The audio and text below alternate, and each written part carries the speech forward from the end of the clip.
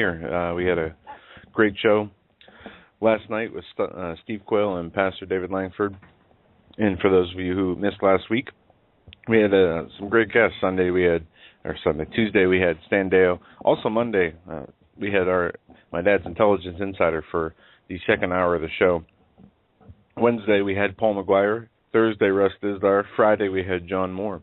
So if you guys missed any shows last week, go back and listen to the archives, as it was jam-packed with great information and great guests. As soon as I have the chance, I'll be putting up the show summaries and what have you via our website. Just haven't had the chance to really update much of anything this past week. I've been otherwise busy. We'll get to it, though, folks. Just keep checking HomelandSecurityUS.com. Yeah. We got a lot of news to get into tonight. We're also going to be taking your calls about halfway through the show, 9:30 Eastern at 661-244-9839. I think we're going to start tonight with this airplane, this Malaysia plane, Boeing 777, that went missing on Friday evening. And it seems to be somewhat of a mystery, as it has vanished completely. No trace of any wreckage, no black box, GPS being able to be located. And from what I understand, reading here, that it's pretty hard to take that black box and dismantle it and dismantle the GPS systems. They say up to 30 days after a crash into the ocean that the transponder and the black box should still be able to work. Right. And as we have it right now, folks, in case you have not been following it, the search teams are still unable to find any trace of the airliner, as Joe said. The search is taking place in the South China Sea. That's where the last contact was made. Now, a U.S.-led search is also taking place near the Andaman Sea. Interpol is investigating whether up to 4 people had stolen passports and were aboard that aircraft. I'm sure they took their shoes off too, right? CNN is reporting about a connection to two Iranians. Mr. Ali. Okay, one Iranian. And that Mr. Ali has had dealings with this airport, booking flights, paying in cash, to where the lady who apparently waited on Mr. Ali, travel agent. She booked a few seats for him that apparently were not taken. Nobody boarded the plane with the tickets he purchased, and he repurchased more. And this is what happened with the second time. But she said that, in her opinion, it did not indicate any type of terrorism. He was a frequent customer, apparently. These are her words from a report. But still, we have a few issues here, big issues. No plane, no wreckage. And no oil slick. Just to be clear, and Joe, sorry to interrupt you, but just to be clear, the oil slick that was spotted in that South China Sea area, that wasn't an oil slick, or it was determined not to be related to that flight. That's number one. Number two, there was a picture floating around on Twitter of some debris alleged to be related perhaps to 777. No, not. It was not. The other thing, Natural News did this report. Mike Adams from Natural News did a report on that. Now. Yeah. You know what? I think the simplest explanation here is perhaps the best. I understand how odd this is. I'm not downplaying any type of oddities, but I think we tend to overthink things. I just don't buy a lot of the concerns there. Well, if we look at this from a perspective of a terrorist organization, we'll say, carrying this attack out and blowing up a plane, what would they have gained from no recognition, no plane? I mean, the plane vanishing. You have a terrorist hijacking a plane. Usually they, the point I heard this point made on the radio today, that it's not necessarily, even though the people on the plane would probably be killed, it was not necessarily aimed at them. It would be to further some other, terrorist agenda, to scare people, to show the weaknesses of. No, I'd be more inclined to look at perhaps who was on that plane. In other words, who else was on that plane? And this is where we come to standstill from the reporting aspect of it. Are we getting the truth? There was 239 people on the plane. Who were these 239 people? I've heard some speculation that there were some important people on board, which is only speculation because it's not being reported anywhere in the news. I've heard also other people's theories that this plane has been taken away, landed safely, and it will be used as for some sort of attack later. As I said, lots of speculation, no real facts, and until we find wreckage or understand better what has happened, if we ever get to that point, I don't think any theories are really worth digging too far into, because the possibilities are, there's a lot. It could have been a terrorist attack, it could have been a malfunction, it could have been a number of things. Well, earlier today, the Vietnam media has reported that the Vietnamese Navy confirmed the plane crashed into the ocean. That report's being disputed, and I think we're right in just waiting, folks. Just waiting. Look, it affects 200 and some people, their families, obviously the people aboard, their families. Let's look at this, and let's look at perhaps who else is on the plane. Let's reserve judgment until we can figure out what in the world happened here, and not by what the media tells us, but through alternative sources. I really think we just need to wait for a little bit and put this.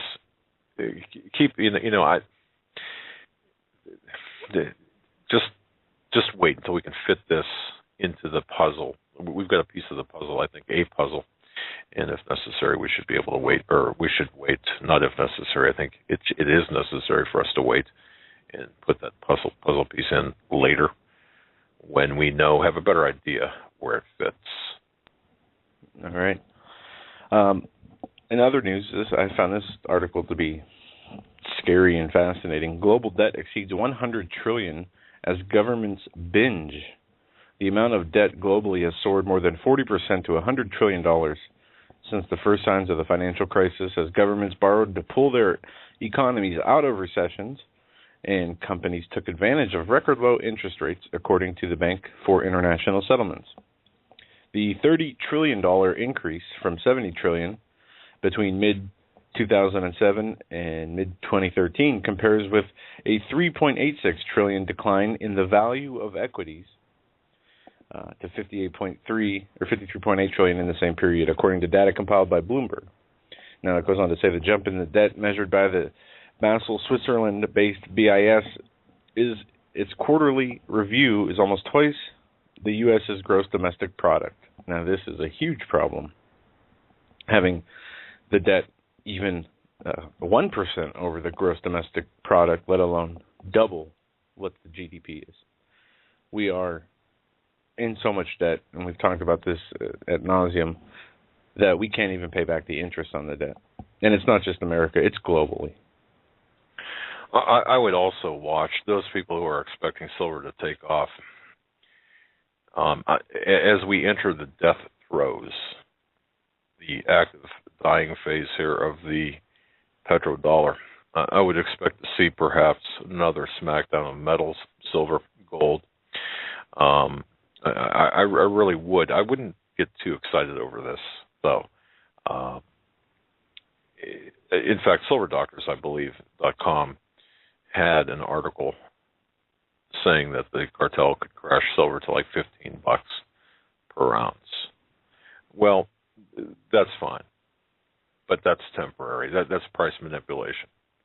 And I really wouldn't, those people who are listening to this broadcast and are holding silver, if it was a good buy at 21 or 22, if it was a good buy at 40, it certainly would be a good buy at 15. Just back the truck up. And in fact, the SilverDoctors is reporting this. Marshall's swing warns cartel could crash silver to 15. And they do say that looking at the charts, there could be a mild attack on silver. You remember when your DHS insider told you a while back? That's right. About the fluctuation and more importantly, the devaluation of metals before a crisis. would take place. Right, and that was not very clearly defined in that conversation, except to say that watch the metals, and when metals hit a low. And from memory too, we had we had many conversations, but several about the metals market, and I was to believe, based on his information, that this would be a common thing toward the end of the petrodollar Ponzi scheme, and of course that's what's taking place right now. However, that's what is said to take place now in the same venue, in the financial venue. Let's look at what is going on with Ukraine and Russia and such. And I think this has everything to do with metals. This has everything to do with an attack on the economy. The situation, Russia is said, now this according to Jim Willey, those who follow Jim Willey, Russia to demand rubles or gold for oil. U.S. dollar will decline 80% in the next 3 years. Well, go ahead. Think of the amount of real inflation that we've seen just in the last couple of years. Milk is $5 a gallon, basically.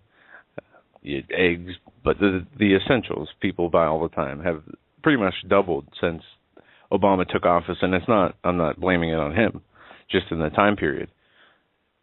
If the dollar, is continually attacked and eventually taken off as the world reserve currency status, we talked about this too at length, the prices are going to skyrocket, double initially, just by the fact that we're no longer the world reserve currency. I mean, gas, $8 a gallon, etc. Then comes inflation and hyperinflation. Right. Now, this whole thing is an attack on the dollar, okay? And people, folks, please understand this. What we're seeing here is an orchestrated crisis. That this killing of the petrodollar is not necessarily coming from Russia solely, or from outside of the United States. It's coming from within. And I'm sorry if this sounds like a broken record, but just think of the Titanic, and just think of buying a seat on the Titanic or getting tickets to the Titanic. This marvelous, beautiful ship, or at least that's how it was built. And you've got this first-class ticket, this unsinkable ship. And that's what the U.S. dollar is, or that's what the entire global fiat currency system is the Titanic. The passengers are the U.S. dollar, or is the U.S. dollar, in all portions thereof, and they're attempting to populate the Titanic. And once they get enough people, and don't forget what happened to the Titanic back in 1912 upon its sinking, they took out the people, or they had the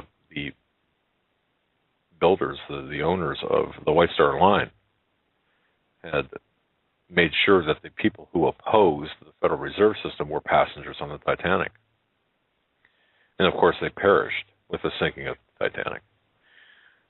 That made the Federal Reserve System really easy to pass through without the opposition of those people. Well, in fact, some of the richest people who oppose the Federal Reserve System were aboard the Titanic. Well, we're seeing the metaphorical Titanic right now. What people are doing, or what the world, satanic Luciferian leaders of the world are doing, what they're doing is they're getting everyone into the Titanic, taking away the lifeboats, or certainly making sure that they can't be used, and pushing the Titanic out into an ice field. This way, they can sink it on their own time. They can sink it according to their own methods. So that's what we have to understand. None of this is an accident. And as you put it in your metaphor to the Titanic, what they've done is they're getting as many nations to be crippled by the death of the dollar. They're getting as many nations to sign on to the dollar system, so when it is brought down, it doesn't just bring the country down; it brings down the world. Right, and I think you might have heard this last Monday, from our financial insider. What is taking place right here we are in a kind of a very good situation where the dollar is up due to an increase in supply of dollars coming back into the U.S., the velocity of money and such. Well, that's fine, but that won't last. This is a systematic takedown of the U.S. dollar. And I just, what really drives me absolutely crazy is to hear or see people on different forums saying, oh, this is great. This is great. Of course, this will take out the Federal Reserve. No, it's not great. It's replacing the Federal Reserve with something much more nefarious, much larger. Yeah, the owners of the Federal Reserve are the same owners of the IMF, the World Bank, the UN. They are the global elite. That's right. And remember Soros, I've had in great crisis. These people thrive when they bring about their economic calamities. That's right. And what we're seeing is just a lot of maneuvering. And remember, Iraq, the first Gulf War, it took months upon months upon months, about 6 months before we actually struck Iran. Remember all the posturing, the military maneuvering in the first Gulf War back in the early 90s. And, we told Saddam, we're coming. And what we're seeing is pieces being assembled, being marched into a specific end. And that includes the U.S. being marched back into conflict with Russia, all the Cold War in Ukraine and Crimea. And a lot of maneuvering lies ahead, but we're going to hit a lot of get a lot of hard jolts along the way. The death of the dollar doesn't mean the dollar dies in a day. Now, that would leave no time for the transference of minds and attitudes and perspectives. Folks, they expect the population, and the population will be sold on the magic act, not necessarily on the outcome. And think of it like card tricks. A lot are done by a magician. Many are done in order to get the audience thinking that it's really magic, not just sleight of hand, in that mindset, if you will. So in order to get us maneuvered for this new currency, they need to show us these tricks, these new tricks, and that we're in total belief that it's magic and not deceit or deception. And then they've got to allow enough time. Folks, have you ever seen something, witnessed something where it just doesn't make sense? I don't know. You might be driving and suddenly a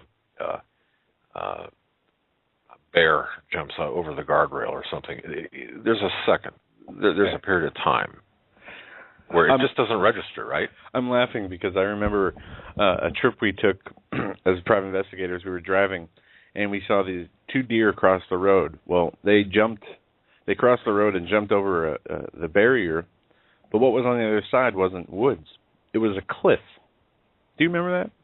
I do. And we sat there and thought for a second as we drove by, what happened to those deer? Did they just jump off a cliff and die? Were they able to, Yeah, I mean, we laugh now because of the visual picture that it created, but the poor deer. I mean, but nonetheless, but if you look at something, if you witness something that your mind can't compute, it doesn't register with you. You know what I'm talking about. This is what people are going to go through. They've got to wrap their mind around this fact that these Federal Reserve notes in their pockets and in their wallets and their purses are going to be worthless. And there's going to be a processing time for this new paradigm that's going to be taking place. The dollar will be worthless and then worth nothing. And people are going to need time to process that.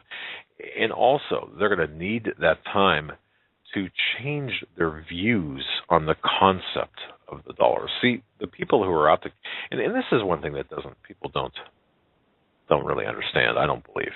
And if anyone writes about this, they don't really write about it in the big picture way. They don't want the Luciferian bastards, I'm sorry, and that's probably a fitting description. They don't want to just kill the dollar. They want to kill the concept of the dollar. This is going to take a multiple number of incidents and more time to get into really people's heads. People must be driven to hate the U.S. dollar in order to like, accept, and even love what comes next. So look for this to happen. Look for what's about to happen, not just in one dramatic crash, but a series of events followed by a period of, well, getting your mind to register what happened and a soak period into an agreement, acceptance, and acknowledgement. Because this is for all the marbles. This is the big deal. This is killing the dollar. And, of course, we do know that the Treasury Secretary from a couple of years ago, Geithner, told Kyle Bass, well, he wasn't named by name. We just presume it was Geithner because of the description offered, that they're just going to kill the dollar. So this little puke, Geithner, is going to be responsible for the death of many, and the destruction of our lifestyles. When I say our, I'm talking about the middle class, the people in the poverty line, not the ultra rich, of course, and not the people necessarily who are dependent fully 100% generationally on the government for their welfare. But this is a great Ponzi scheme, and you've got to look at it that way too, as a Ponzi scheme. The setup is getting the most people in, and it's a confidence game. You get the most people in, and only once you have everyone in that you can possibly get in, that's when you take the money and off the table or out of the accounts and run. You either have to get new players into the game, or that game is over. It's just taking place right now, and we can see what happened too in Ukraine. You don't think that Ukraine, this whole thing, was engineered by the West? Of course it was. You had GRS officers protecting IMF. Well, you had Western, I'll just put it this way. You had Western intelligence protecting IMF officials, security force based from Europe and UN, the IMF. Why? Well, in the course of Putin tearing down Ukraine, we were trying to move them into a U.S. dollar and some combination of the euro and the British pound. The IMF is putting in new political leaders over there. And as I said, the most important game of all is when the first players cash out. They're going to fill up their pockets, their purses, and their briefcases with as much as possible. In the last game, this is what we're looking at, the final game, is exponentially bigger than the first game. So, and these there people, it is. They know what the danger they're bringing to current and future generations through their created crisis. Yet at the same time, they say and justify that through their what they call the natural law or the rule of law, that the most fitting will survive, because they're survivors, and those that don't, well, they never deserve to, or through the laws of nature, kind of like the animal world, the way they look at things. The strong survive, and the weak die. And sadly, they set it up so we, as a country, are all weak in the sense that we are dependent on their systems, by the taking away of self-sufficiency throughout, since building up America to be self-sufficient, then removing the mechanisms of which people are allowed to be self-sufficient. Their agenda is to move towards their one world peace, and they can't have one world peace and unity without a world of chaos first. So they balance the pros and cons, and see, or in their minds have said, okay, well, we're going to go ahead with our plans, and those not fit to survive will die. And what will come out of that will be our utopia. And that's the sacrifice that has to be made in their eyes. So as we move further down the path of self-destruction, and it's not just, I was talking with Greg Jackson today for a little bit before the show, and it's not just the people in power, government leaders, talking heads, whoever people turn to as their role models and inspiration, it is just as much fault of the citizens of this country as it is the leaders. Because if the citizens were more attentive, holding people and themselves accountable, we would have never reached this position we're in today. But due to complacency, due to, in some parts unknowingly, in some ways unknowingly, people worrying about themselves and their families and how to take care of that and juggling that with entertainment and leisure, as people generally just want to be free and have the ability to work and spend time with their families and friends, they have looked away. No, I mean we're forced. Drop the ball. Well, 90%, 95% of Americans are too busy having to now work 2 and 3 jobs just to make ends meet, just to put food on the table. Right. Those who are not getting the welfare handouts that solely existing on them, and selling their EBT cards for money so they can buy drugs or 50 cents on the dollar, that type of thing. So in Proverbs 22:3, it says, "A prudent man sees danger and takes refuge, but the simple keep going and suffer for it."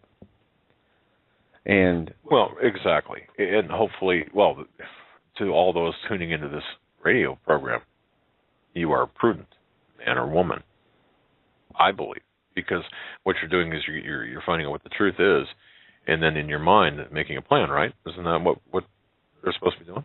Yeah. I mean, can you say that last part again about the? I mean, listeners of this program, in Proverbs, that proverb passage that you just referenced, by listening to this program, you are identifying the danger, and then in your mind mentally, although we can't lay out this game plan for you to get out of the way, you're going to have to do that considering your own station in life. Yeah.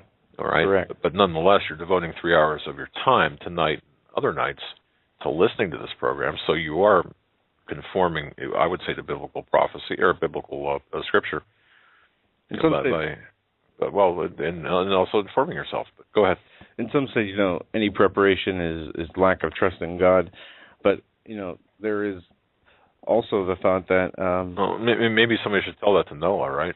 No, there is also the thought that and David Wilkerson says this in his book, that the scriptures make clear that preparation for emergency does not negate trust in God, but rather reinforces it, and gives several examples, from Noah to Joseph, but at the same time, it is our love for the Lord first and foremost, and our following and carrying out His will, that is what we need to do. So if His will for us is to prepare in one way or another, then that's what we do.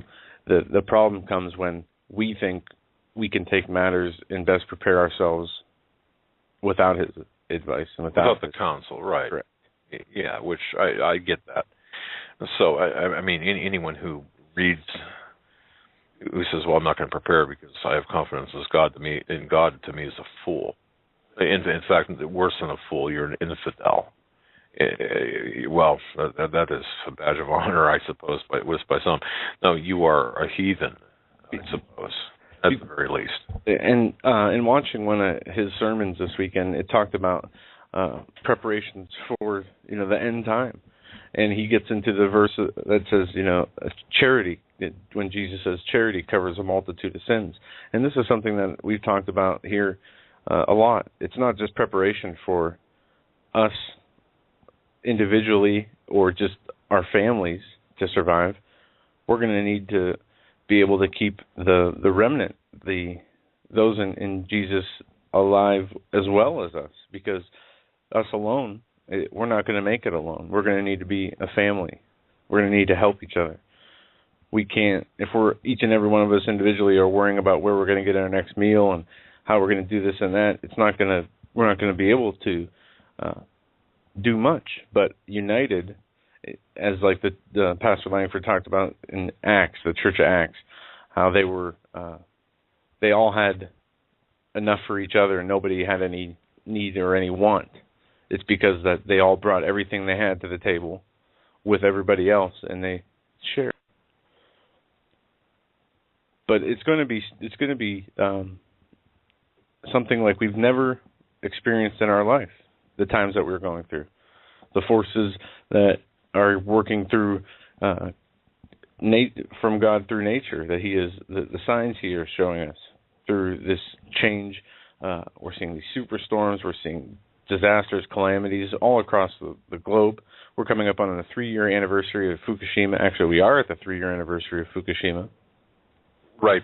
Before we get into that, I just want to say something more about the U.S. dollar and about what's ahead for us. 11 years ago, on February 20th, this past February 20th, 11 years ago, folks, you remember the Station nightclub fire? It was the 4th deadliest nightclub fire in the U.S. history. It killed 100 people. Well, that was, in fact, that was on or at West Rhode Island. And it was Whitesnake, I think, was the band. I'm not certain. We're playing there, or Great White or something. I don't know. But nonetheless, the pyrotechnics set off this fire. Well, why do I mention that? The reason I mention that is, do you know why? What was the cause of death of most of those people that were killed in that fire? Now, it was a fast-moving fire. It engulfed the club in, I think, just under 6 minutes, roughly 6 minutes. In addition to the 100 fatalities, there were 230 people who were injured. There were only 132 who escaped without being injured at all. It was a high-casualty event. What was the main cause of death of those people in that nightclub? They were trampled to death. They were actually blocked. The exits were blocked by people, and they were trampled to death. That was the main primary cause of people dying in that fire or in that incident. So what does that teach us? We're in that nightclub right now, metaphorically speaking. And the curtains and stage areas on fire, and the flames are now hitting the ceiling. Yeah, we need to get to the exits. And there's a choice: are we going to be one for ourselves and trample everybody and get out at the expense of others, or are we going to come together calmly and find a way we can all make it out of here? Well, yeah, but here's the thing. I used to use the analogy of, well, let's grab somebody's hand and let's walk slowly, carefully, methodically to the lifeboats on the Titanic. Well, now let's switch venues to this Station nightclub fire. It's now time to walk quickly and deliberately to the exits. Grab someone next to you and say, let's go, to the best of our ability. It's not time to dawdle. It's not time to, we don't have time to sit, bend down to fix our pant leg or whatever. We've got to get out and start heading for the exits. Remember that Drudge report or the Drudge Twitter message, have an exit strategy. Well, very well said. And that applies in a number of ways because, see, the thing here right now, the United States is going to become the Fukushima of the world. The U.S. dollar is going to become the most toxic item in the world. And there's going to be hatred of the United States. There's a hatred being generated right now against the United States. We will be the pariah of the world in terms of world confidence. And this is not because of bumbling and stupidity or even left-wing politics, although progressive politics certainly would explain most of it because that is closely allied with socialism and, of course, even fascism, most people think, well, oh no, fascism's right wing. No. There's a liberal fascism. So, but see, even John in Revelation had pointed out, it's the same guy, same family, reinventing themselves over and over and over and over again. Look back in history as well. If you study history, especially recent history, what happened after the fall of the Soviet Union? David Rockefeller went to his vacation home in Georgia, the state of the United States, but Georgia, the satellite of Russia. And of course, managed affairs from there. So don't you think that the takedown of the USSR, of the Soviet Union, when Yeltsin was favored over Gorbachev, by getting them hooked on the US dollar, was that planned? Absolutely. You think that was this sudden rush for freedom? Well, Walter Cronkite wanted you to think so. You know, we sold the factories, our buildings to China. Our guts are being ripped out of this country. We're well into where the USSR was once at. We just don't realize that at the moment. We're in the opening salvos of hearing the drumbeats of war at the far reaches of the American reach. You know, the expansion of our dollars. New customers can't be found. We can't get Ukraine to take the dollars. If somehow the Chinese can convince them otherwise, they will. Or, regardless. Where's this all going, though? I don't believe that, folks, I really don't believe that this is going to come with any type of a nuclear explosion. I could be wrong, and if I'm wrong, well, okay. Just don't look at the bright flash. But if you read, and I would urge everyone to, if you've got a pad and paper with you, I would urge everyone to do a couple of things, reading assignments. On the American Thinker, or you can just type in a search engine. And remember, here at Hagmann and Hagmann, Google is not a verb. It's barely a noun. But you're shaking your head about. I'm just laughing at every time that we talk about church and something you say that. All right, sorry. But search out on the American Thinker, Kernel of Truth, written by Michael Reagan. Read that. Also, Death Race Damascus, HomelandSecurityUS.com. Reread Death Race Damascus. That also appeared at CanadaFreePress.com. And if you go up to HomelandSecurityUS.com, and I know that it hasn't been updated for a period of time, go over take your mouse and hover over Special Investigative Reports, and the one that's not highlighted is Special Investigative Reports. Click on that. There you'll find Benghazi, compendium of reports. In particular, I would ask that you read Lemmings at the Precipice of World War III, Death Race Damascus, and 3 related reports in Benghazi Explained, interview with Intelligence Insider, and then also the one from November 5th, 2012 is Obama's Real World Game of Risk. Please read those, because what is taking place in the Ukraine is the continuation. What was happening in Ukraine and Crimea is a continuation of what's going on in Syria. Syria is still the prize. Syria is still the prize.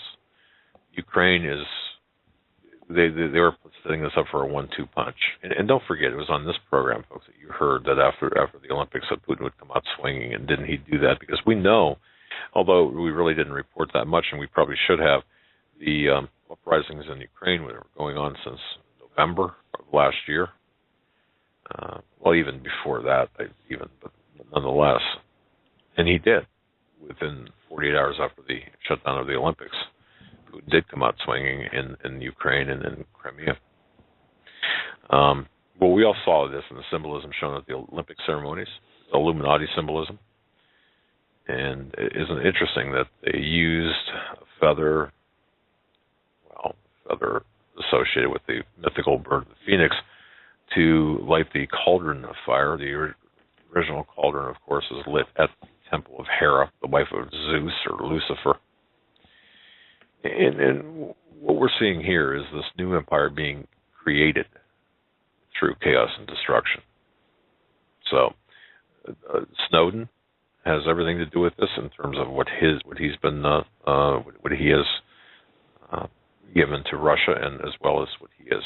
And so what we're seeing right now is just this huge game of chess right now being played out. Don't forget, I would say to think very closely.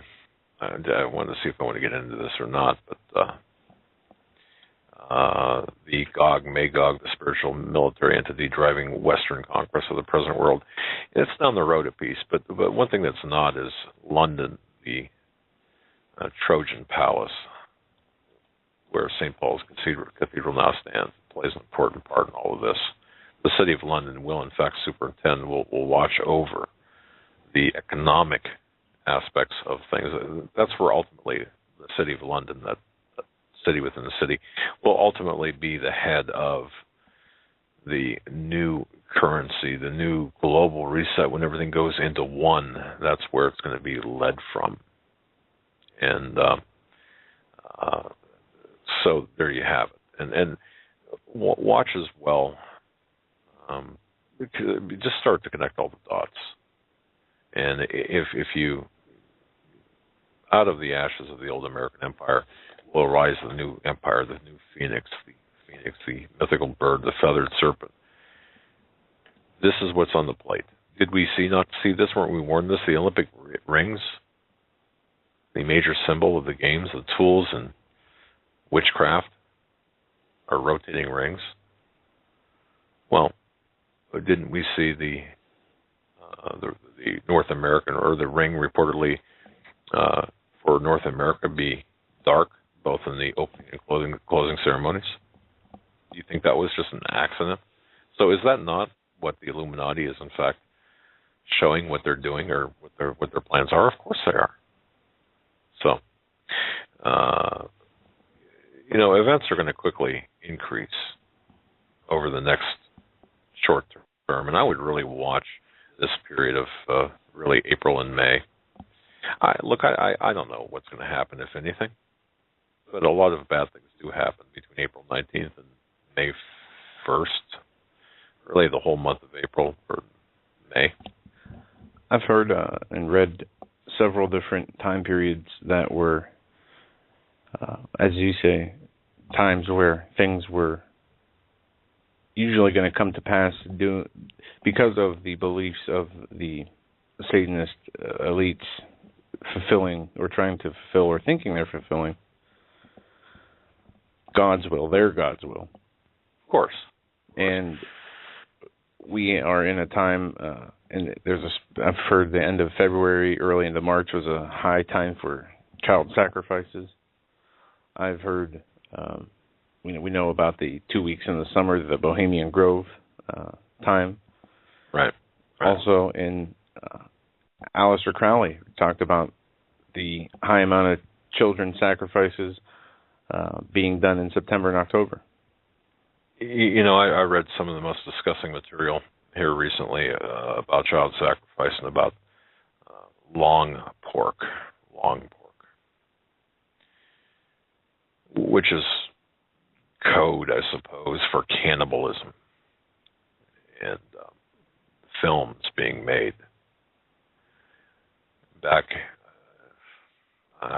this had to be in the 70s, where children were killed, and then the Illuminati meetings, this happened in Europe, and it was filmed, and it was passed around within the Illuminati circles. But what they did was just horrific, and I'm not going to get into it, but it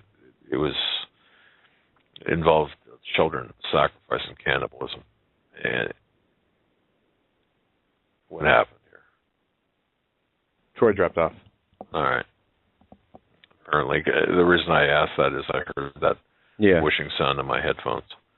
Well, the only reason I bring this up is to say that this is still taking place. In fact, it's taking place. And if you talk to Russ Dizdar off air, or if you talk to him, or go to his seminars, this is actually taking place right now. And in fact, it's even getting worse and more overt and more prevalent. And it's sickening, folks. It's beyond sickening.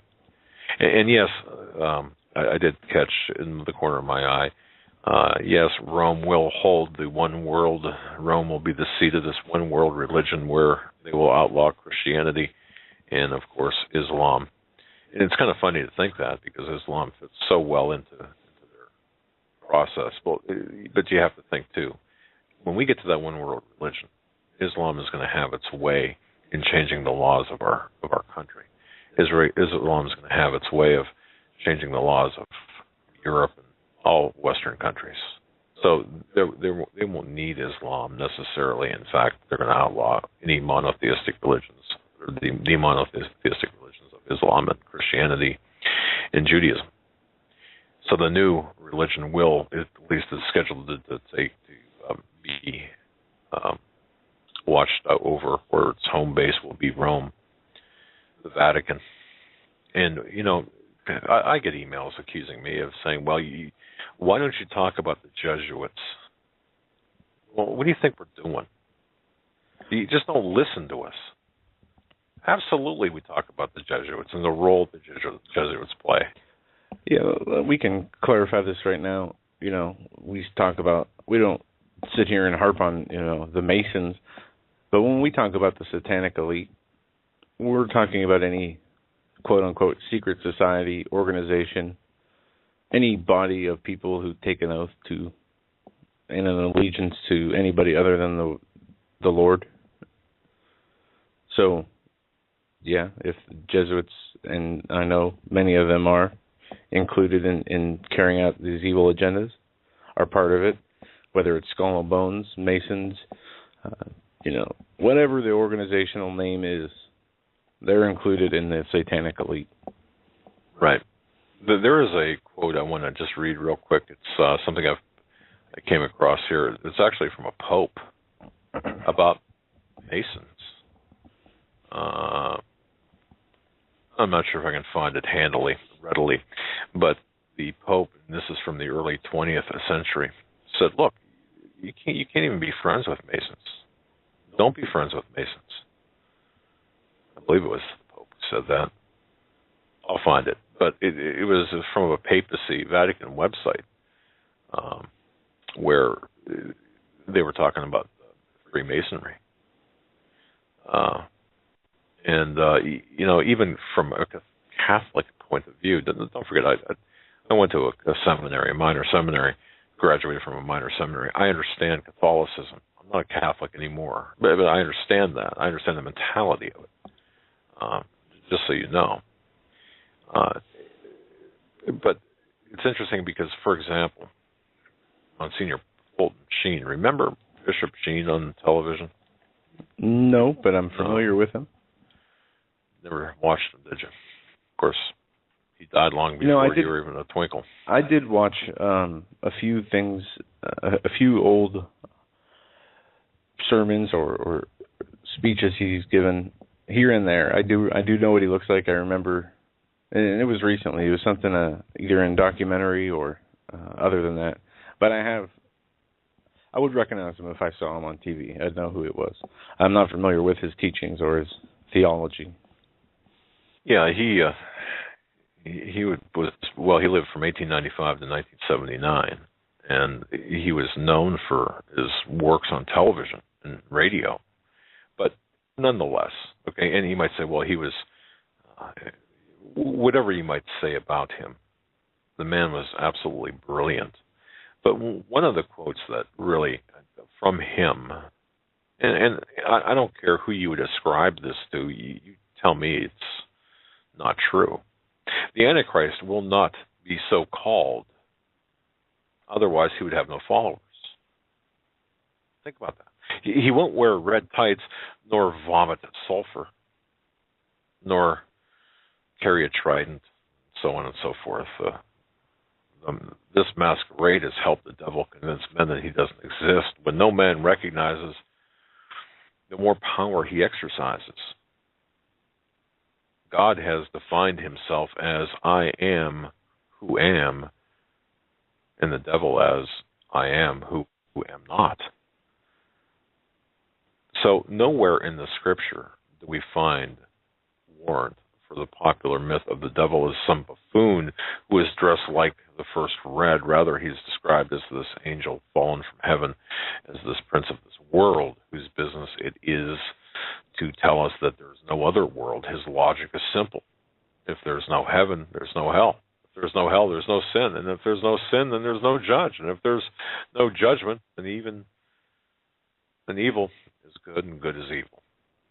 But above all of those descriptions, our Lord tells us that he will be so much like himself that he would deceive even the elect. And certainly no devil ever seen in the picture books could deceive even the elect. So how will he come in this new age to win followers to his religion? He's a great humanitarian. He's going to talk peace, prosperity, and plenty, not as a means to lead us to God, but as an end in themselves. Now I'm paraphrasing. So, obviously, folks, this is what we're looking at. And you think, well, wow, there's so much biblical stuff on a Monday. No, this is part and parcel to, but this is part and parcel to what we're seeing. We have to know the backstory.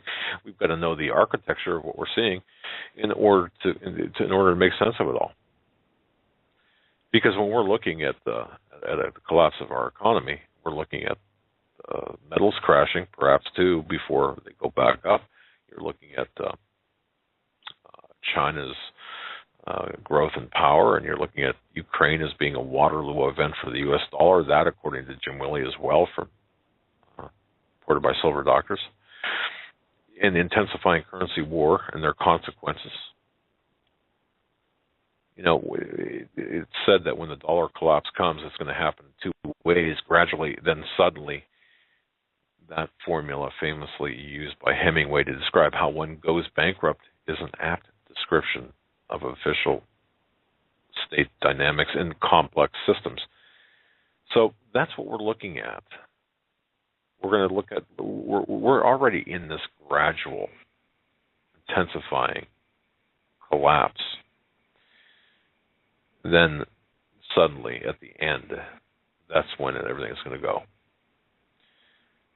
So, finishing with the first hour, we did cover a lot of ground. We really did. I think it's important for people to understand that right now the problems that we're having, the larger picture, the U.S. is being set to be the Fukushima of the world. With it too, folks, and I mentioned this the other day.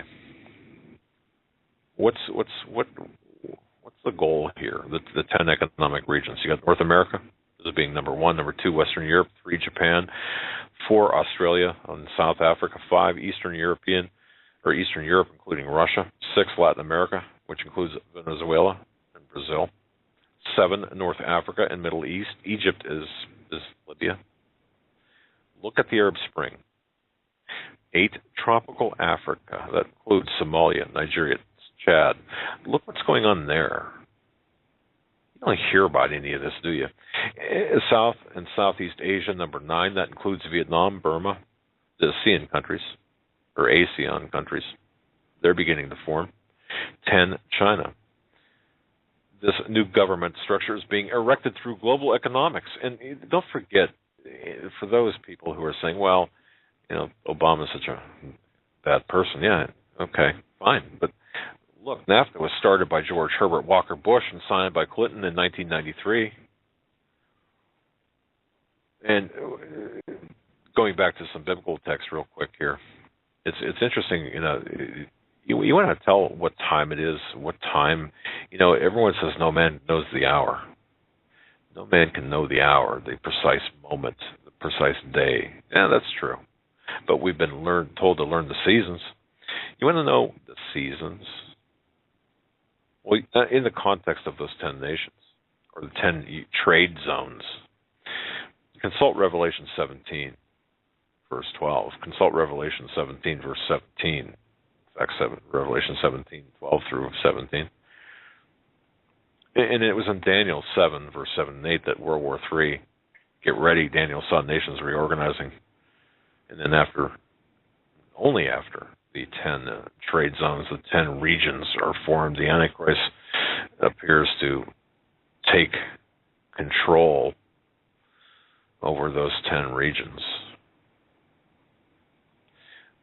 This is big news, folks. This is big, important news. Don't get distracted. Don't get distracted by the fights at LA Fitness. Don't get distracted by the little things. Know what fits into where. Identify the puzzle pieces. When people tell you that 20 plus dead bankers, 10 confirmed financial people, when that's a good thing, that's a start, yeah, you laugh, you chuckle. The fact of the matter is that's indicative of something else. It's kind of like a cancer. It's kind of a marker for cancer. It's becoming more overt. You can chuckle all you want. Chuckleheads over at the various political forums, whether it's Republican or Democrat, go ahead and chuckle. I guarantee you won't be laughing. You won't be laughing when everything does come falling down. You'll be doing anything but laughing. You'll be understanding that this is not some Republican Democrat issue. This is an issue of life or death. And with that, we will take our top of the hour break. Folks, you're listening to the Hagmann and Hagin Report on this Monday, March 10th, 2014, 3 years out from the Fukushima disaster that struck. We're going to be taking your calls in the next hour throughout the rest of the show. We'll be right back after these short messages. Stay with us. Was originally created and uploaded to YouTube by the Hagmann and Hagmann channel. To view the full show archives, please visit youtube.com/user/Hagmann and Hagmann. Gentlemen, hour number 2 of the Hagmann and Hagin Report on this Monday, March 10th, 2014. We're going to be taking your calls halfway through the hour and hitting some news in the meantime. We were talking about a number of things in the first hour from Ukraine and distractions.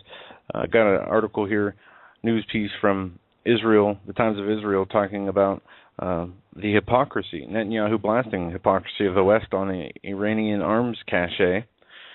Surrounded by a cache of missiles, part of an alleged Iranian arms shipment to the Gaza Strip, seized on board of the Close Sea last week, Prime Minister Benjamin Netanyahu harshly rebuked the international community Monday for clinging to what he said was the illusion of a changed Iran, even after Israeli raid to intercept the ship uncovered the cache of advanced arms.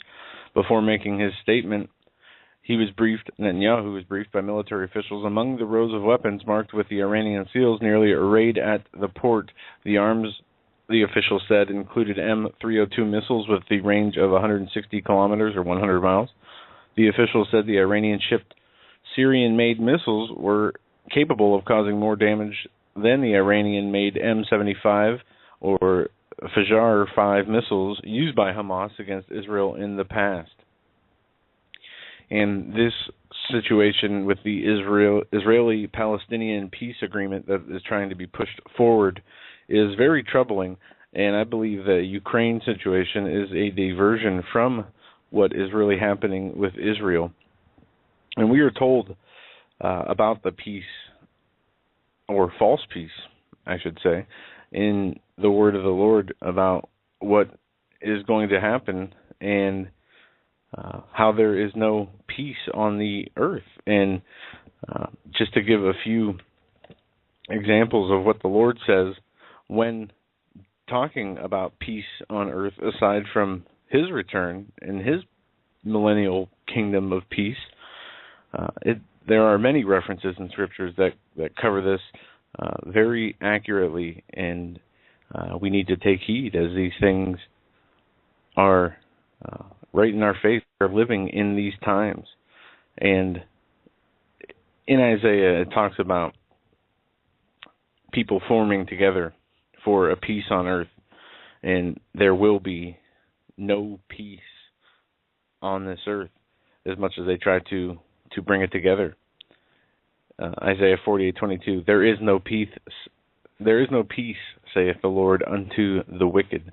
It talks about how they are going to create peace, and they shall not know peace. It talks about how through the veil of peace, they have healed their heart, the hurt of the daughter of my people, slightly saying, peace, peace, when there is no peace. We looked for peace, but none good came. For a time of health, and behold trouble. There's many more references. I could go on and on. It gets in so much detail here. It talks about the liberals. It gets into the liberal mindset. When they shall say peace and safety, destruction cometh, and they shall seek peace, but there shall be none. And in Daniel, we're told that the league will be made, and what they're going to do is try to bring in peace. Well, we look to the writings of these Satanists, and this is exactly what they talk about. Bringing in a one world order of peace. Now, as we see in the Middle East here, Netanyahu and Obama and John Kerry are moving towards agreement. We have, at the same time, the United States in the Obama administration specifically lifting sanctions on Iran. And this weapons shipment that was seized is of big concern to Prime Minister Netanyahu, calling on the international to wake up and see the truth behind Iran's fake smiles before it's too late, Netanyahu said. World powers must stop Iran from achieving military nuclear capabilities. They would like to continue to build up the illusion that Iran has changed course, but the facts we see on this pier prove the exact opposite, Netanyahu said. So a shipment of some 40 rockets were seized by Israel, these rockets having the Iranian seal on them, as they say. Did you see this story of the seized Iranian missiles off the ship? Sorry, I had to reach for the mute button. Yeah, I did. What is your take on this? Do you think that it's Netanyahu saying that Iran is trying to put on a new face of change, that they're some sort of different country than they were years ago, and the United States lifting sanctions on Iran and allowing certain parts of their nuclear capabilities to continue. Meanwhile, we have nuclear scientists from Iran continuing to be assassinating. And there was an article last week where it was said that the U.S. was urging Israel to stop assassinating the Iranian scientists, nuclear scientists. Well, okay, all of this is just too little, too late.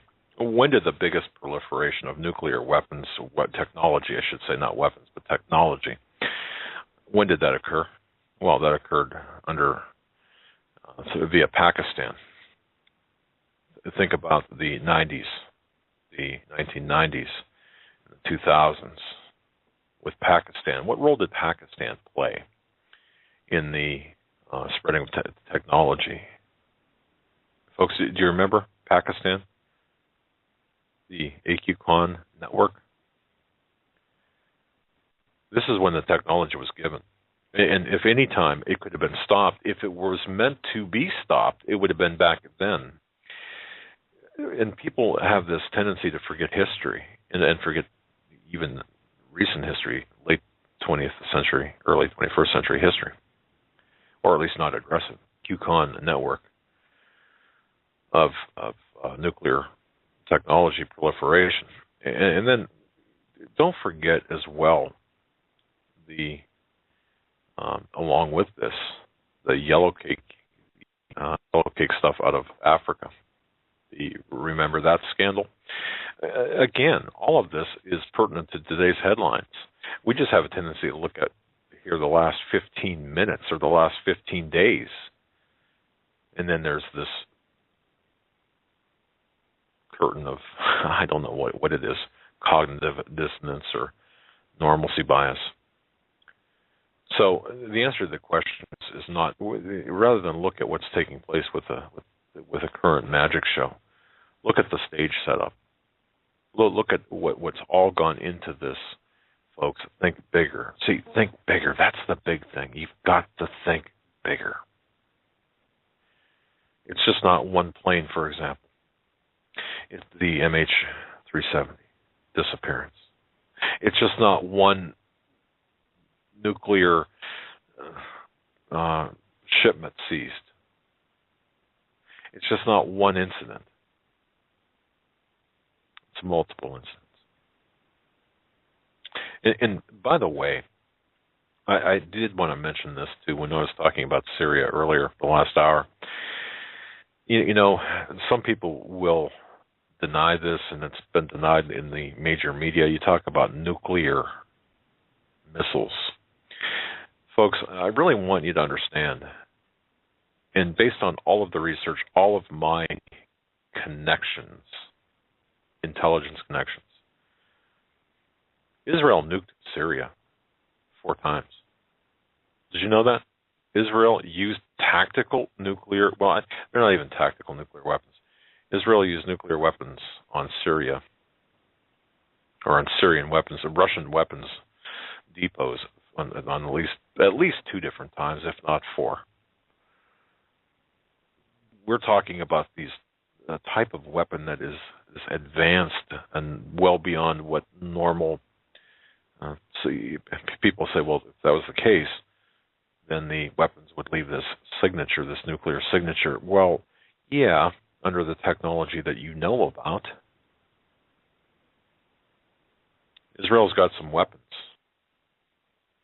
that are nuclear, that were used against the Russians in Syria at the Russian weapon depot. If you remember, in late 2012 or 2013, the explosions, and people were saying, "My gosh, that looks like a mushroom cloud," and they were arguing on these forums. Well, just because it's mushroom cloud, it doesn't mean it's nuclear, and that's true. But they were nuclear, at least these strikes by Israel. And Putin told Netanyahu to knock it off. So now comes the Joe story, and you're asking me my opinion. My opinion is we're well into this game, and that's not a to me that's not a this is not a big story. I mean, it's an interesting story. It's one for media. Yeah. You know, for the media to play with. Yeah, I just thought in the wake of this peace deal and the time deadlines being pushed, the issues with Russia, Ukraine, by proxy, Iran, Russia, Syria, China, and that we're seeing this for what reason was the first question that came to mind. But Israel, I just see them, they're being isolated, they're being backed into a corner, and they're being threatened. And probably the most underreported yet most important story is this push for this peace deal. I mean, you have a great understanding of what happened with Katrina. Imagine if our current administration actually pushed a peace treaty through Israel, dividing the land. What would happen to this country? It's a good question. Scary to think about. I would suggest reading The Harbinger. But by the way, folks in the chat room, I am there right now. Is my microphone clipping in and out? No, not right now. All right. Not that I can hear, at least. I'm just checking okay, thank you, Sean. Thank you. Some people are reporting, I'm getting emails reporting that my microphone's clipping in and out. And the reason I asked this, too, is since we were hit with that last back in January, it also took out one of our audio boxes. Yeah. The thing's just red, all red lights. It's got a red glow to it. Are you still using that? But no, I can't. So I've had to use something different, and so okay. So thank you for that report. I didn't mean to interrupt the broadcast for that. No, so folks, the bottom line here is I really think that what we're seeing right now in the intelligence source that you heard, W. Also, folks, he was on Caravan to Midnight. And where else was he on? I think he was on with Dr. Robin Falkov. Well, I know he was on with John B. Wells. Right, Caravan to Midnight. Other than that, I'm not sure. And you talk about synchronicity. It was episode 19 in the half hour, the second half, So it was episode 19.5. I just... You talk about synchronicity. Okay. Well, yeah. Moving on here, as we talked about the 3-year anniversary of Fukushima, there is a report from USA Today. Scientists test West Coast for Fukushima radiation. Very low levels of radiation from Fukushima, a nuclear disaster, will likely reach ocean waters along the U.S. West Coast next month, scientists are predicting. Current models predict that the radiation will be extremely low, and the level so low that they will not harm humans or the environment, said one Ken Bruseller, a chemical oceanographer at the Woods Hole Oceanography Institution, who presented research on the issue last week. He goes on to say, I'm not trying to be an alarmist. We can make predictions, we can do models, but unless you have the results, we will know, or how will we know how safe it is? The news comes 3 years after the devastating Japan tsunami and resulting nuclear accident. Also, there's reports that scientists in Fukushima misled media in understating how devastating this disaster actually was. But 3 years out.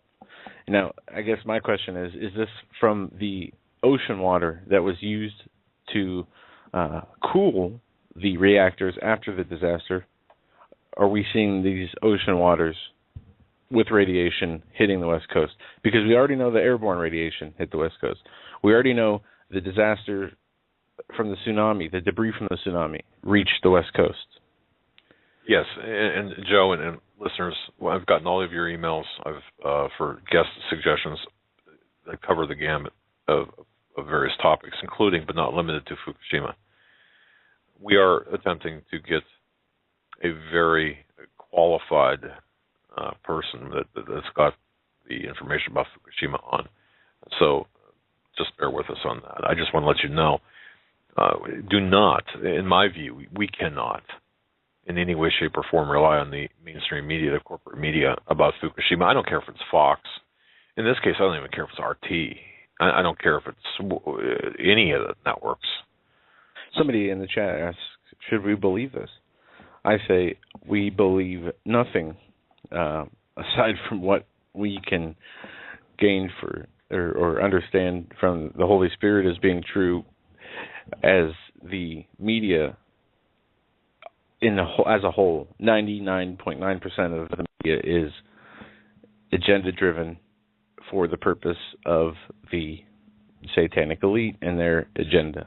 Right. And folks, look, anyone who sticks to any type of, well, it even goes to the new media or the alternative media or the internet media. It even goes to us. Do we believe?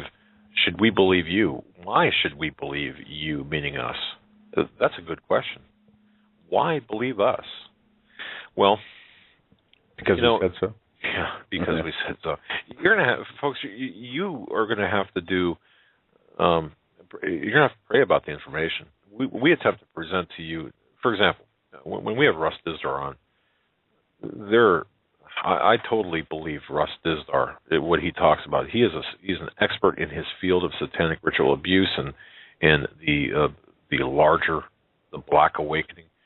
I would not question him at all. I mean, sure, he could make a mistake or two, but in terms of providing the expert information, he would be a tremendous, or it has been a tremendous expert interview for us.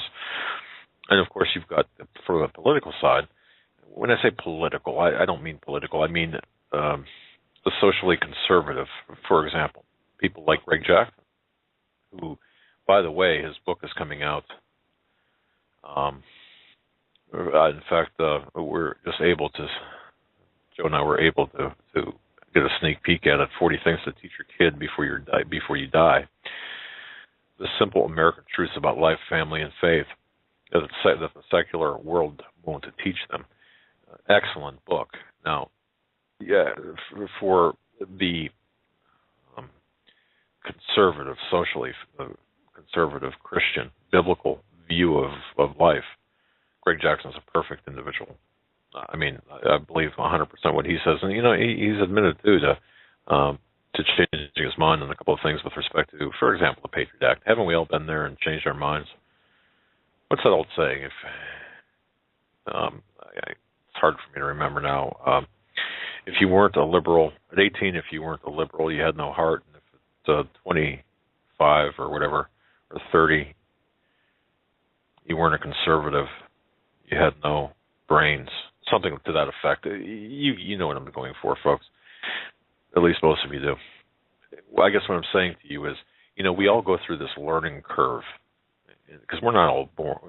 We're not born and bred experts, or we know we're not experts at everything. And we get hoodwinked. I got hoodwinked. I fell for the great lie, the great neocon lie. And if you didn't, well, great for you. Seriously, great for you if you didn't. If you saw right through it, then you're light years ahead of me, or years ahead of me anyway. But you go through this learning process, don't we all? We have to. Yeah, exactly. If we're not growing. Well, right. And I suppose it takes humility. I mean, really, it takes humility to be able to learn. And I don't know how or what exact instance, story, experience that you went through that really made you start to listen and open your mind to other possibilities. But we all, and speaking for myself and human nature, we all have this, at first when growing up, we all have this pride instilled. When you're young, you think you know everything, you're going to live forever. At least that's what you always told me. You think you know everything. And I was wrong. But at some point, you have to you come to a realization that you don't know. Not only do you not know what you think you know less than you thought you know. And that this is a good point to bring up. And Joe, I'm glad you brought it up, and I'm glad you're talking about this because, folks, we could talk. One of the things that we have to really get our minds around, and I see this in the emails that I get. A lot of emails I get. People will say, well, people will challenge certain things. And that's a good thing, to challenge, to take people to task, for example, intellectually challenge certain opinions or beliefs. That shows me people are thinking. Because if every one of us listening to this show, if we all agreed on everything, it'd be pretty boring, number one. And number two, that means that none of us are really thinking, or just one or two of us are doing the thinking. The rest are just nodding your heads or talking about chili recipes. I don't know. Business in our town that has a few billboards, and every month they put a new message up on their signs. And this month it says the beginning of pride is the end of the end of wisdom. And it's true. It's very true. In order to understand what's really going on for ourselves, we must drop all man-made imaginations, theories, and build our knowledge or our wisdom from the word of the Lord. And that is the only sure foundation of truth. And everything else will start from that. But if we don't, and all the other theories, no matter what subject, there's hundreds of, if not thousands of theories for each, from the creationism to, we could just go on, has a spiritual and true explanation, or it has a man-made theory. And 99.999% of everything that's out there today is man-made theory, or idea, scientific theory or idea, but we need the precepts of the Lord to be our foundation. And without that, we will be lost. We will be deceived. Exactly. I want to mention this as well before we move on. I have not had the opportunity once again to finish the investigative report on something that has caught my attention. Very, very astute and extremely good. Well, she's a mother and a wife, but she's also a damn good researcher. Excellent researcher, investigator, as far as I'm concerned. She goes by the internet name Butter D Zillion. I'm not even going to try to spell it.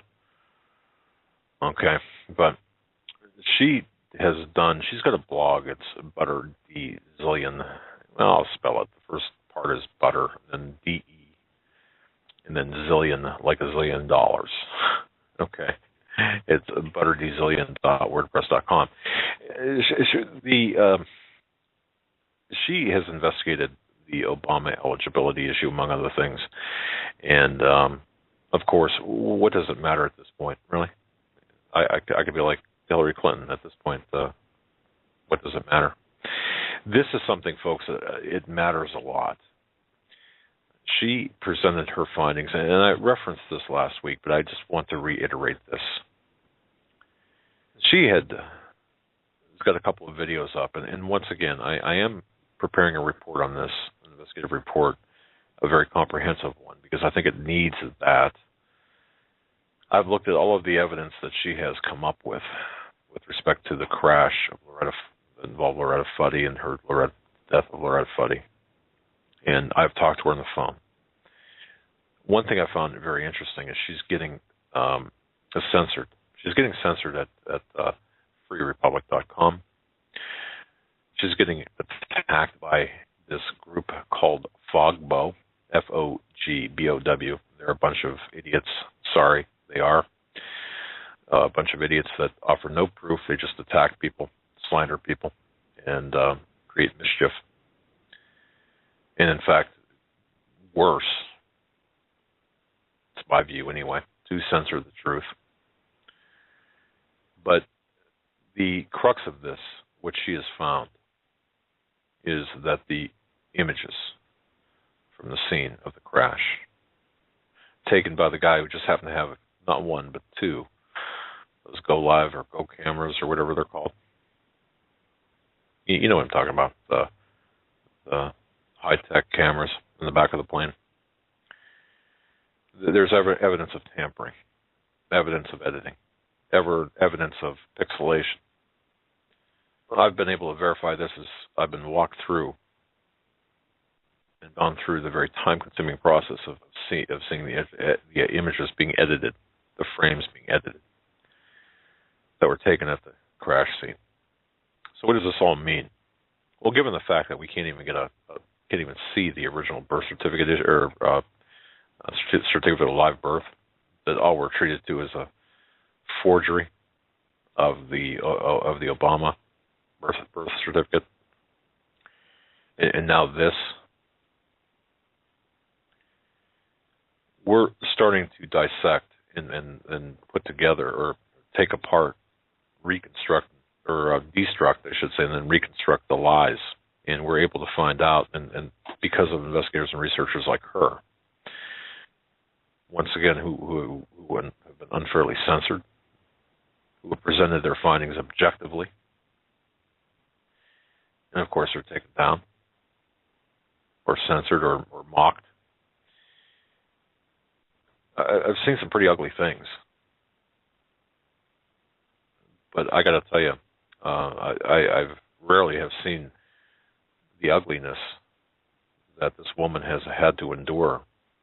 The reason I mention this again is I believe that there is this thread that is so important that will answer everything from Obama's eligibility to the alleged death of Fuddy, to who's doing all of the forgeries and editing. And this goes pretty deep. the agenda here is pretty deep.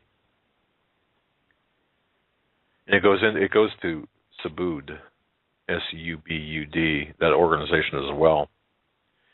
And one thing that I just found it fantastic to think about and to find and to look at, and I give this researcher, Butter D. Zillion, all of the credit, is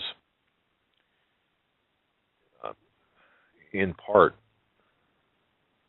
the key, the vital necessity, how necessary it was for this Loretta Fuddy to be put into the position where she was placed for everything to work, and how she came about to being. Now, while investigator, mom, wife, who's taken all the hits, why she put that together. On the backside, my investigation, which abuts hers and complements hers, is the Subud aspect angle to this, which also answers and addresses the Subarka name of Barack Hussein Obama. Bottom line, folks, great lies are about to be exposed, and bloggers like this woman must be applauded. She's taken a lot of hits. It's not fair. But just watch for that report that I have, because she's going to be front and center of this. And it's a shame, because we're seeing both Republicans and conservatives, even conservatives, if you can believe that, political conservatives, are attacking this woman, are censoring this woman. Just like Mitch McConnell, talking about the Tea Party, saying any Tea Party opposition in this elections, we will crush them. It is their own eating their own. I mean,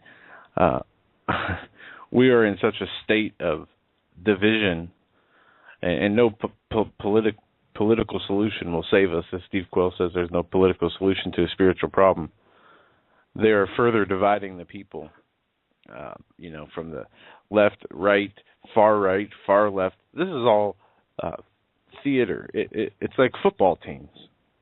There is no real opposition in the highest levels of the decision makers.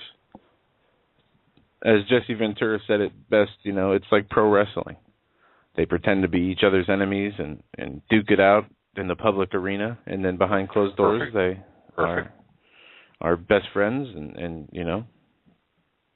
Perfect example.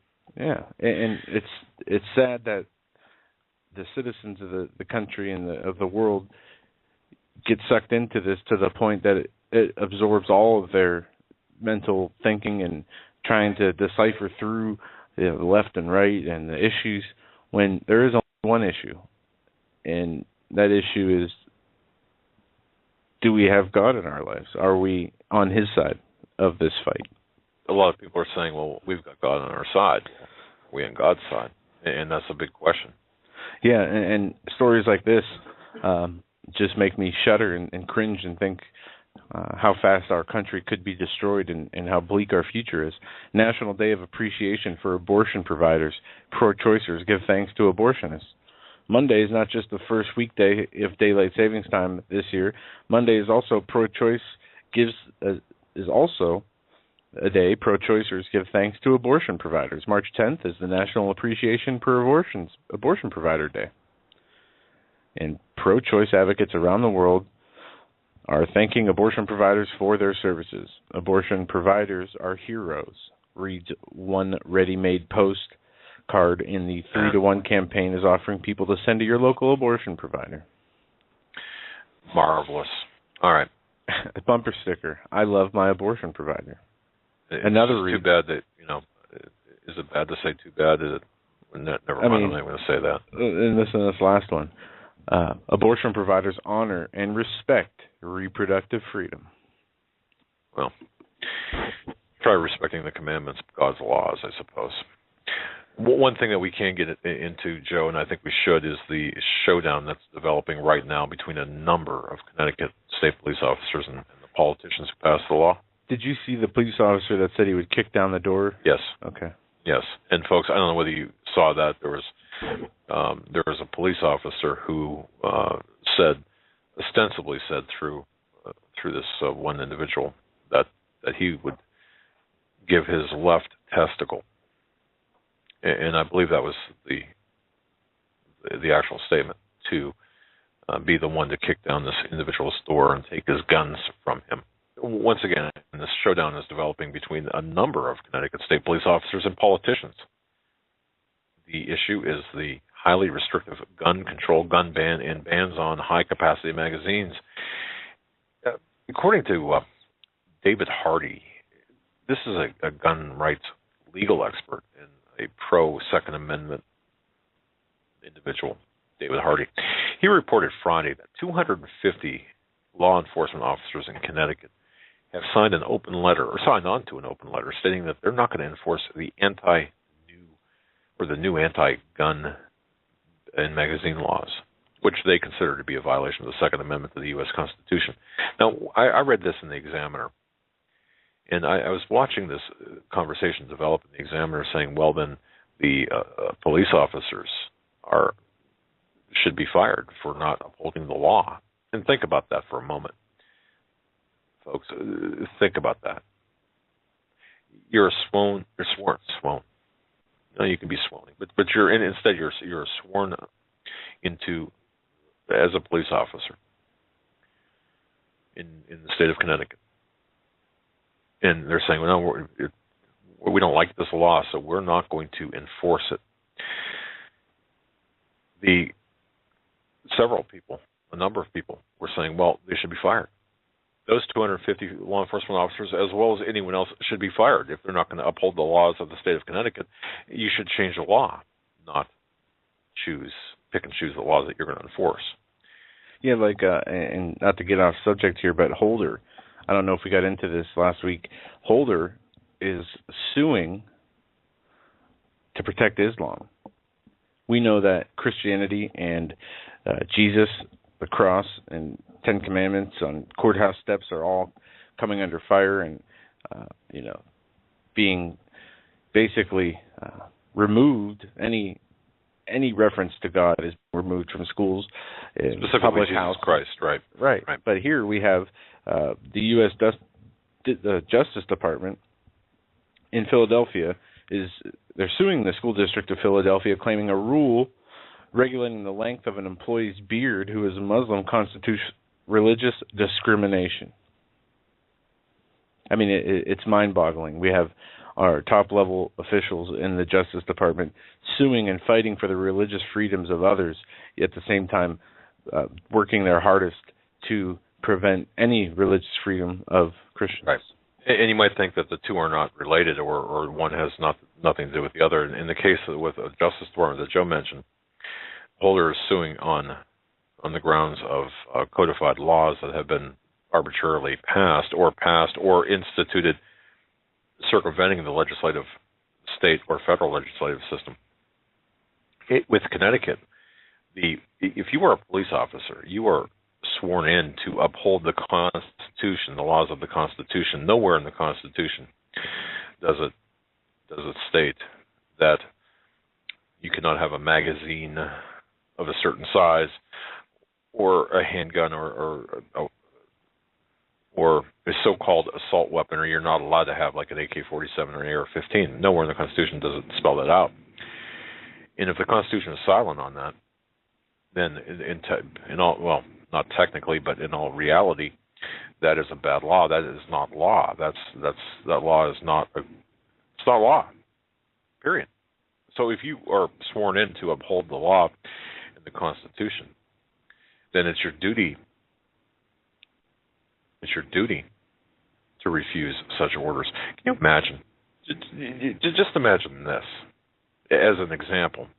The next person that says, well, they should be fired if they're not going to uphold the law. Imagine if the Connecticut State Police were told to confiscate all of the newspapers. Or let's say you have to confiscate all of the USA Todays. You have to pick them up. we're giving you. We passed a law, and that law says that the USA Today's or every publication except the New York Times, you got to get rid of them. You have to collect them. You have to go to street corners. You got to go into stores to check if they're being sold, or libraries to check if they're being read. Wouldn't that be a problem? Is there any difference? Think about that for a moment. One might say, well, you can't kill, USA Today or a newspaper or a magazine can't kill someone. You can't take a New York or a USA Today into a school and kill 20 kids, right? Doesn't matter. In that argument, doesn't matter. Like we said, when this whole issue began, when these laws were passed, it's going to depend on the level of aggression of the law enforcement officers, and their orders are going to come from the higher up lawmakers and decision makers of that state. Well, I find hope, though, Joe. The fact that Connecticut is so progressively infused with progressives. It's interesting because of the numbers.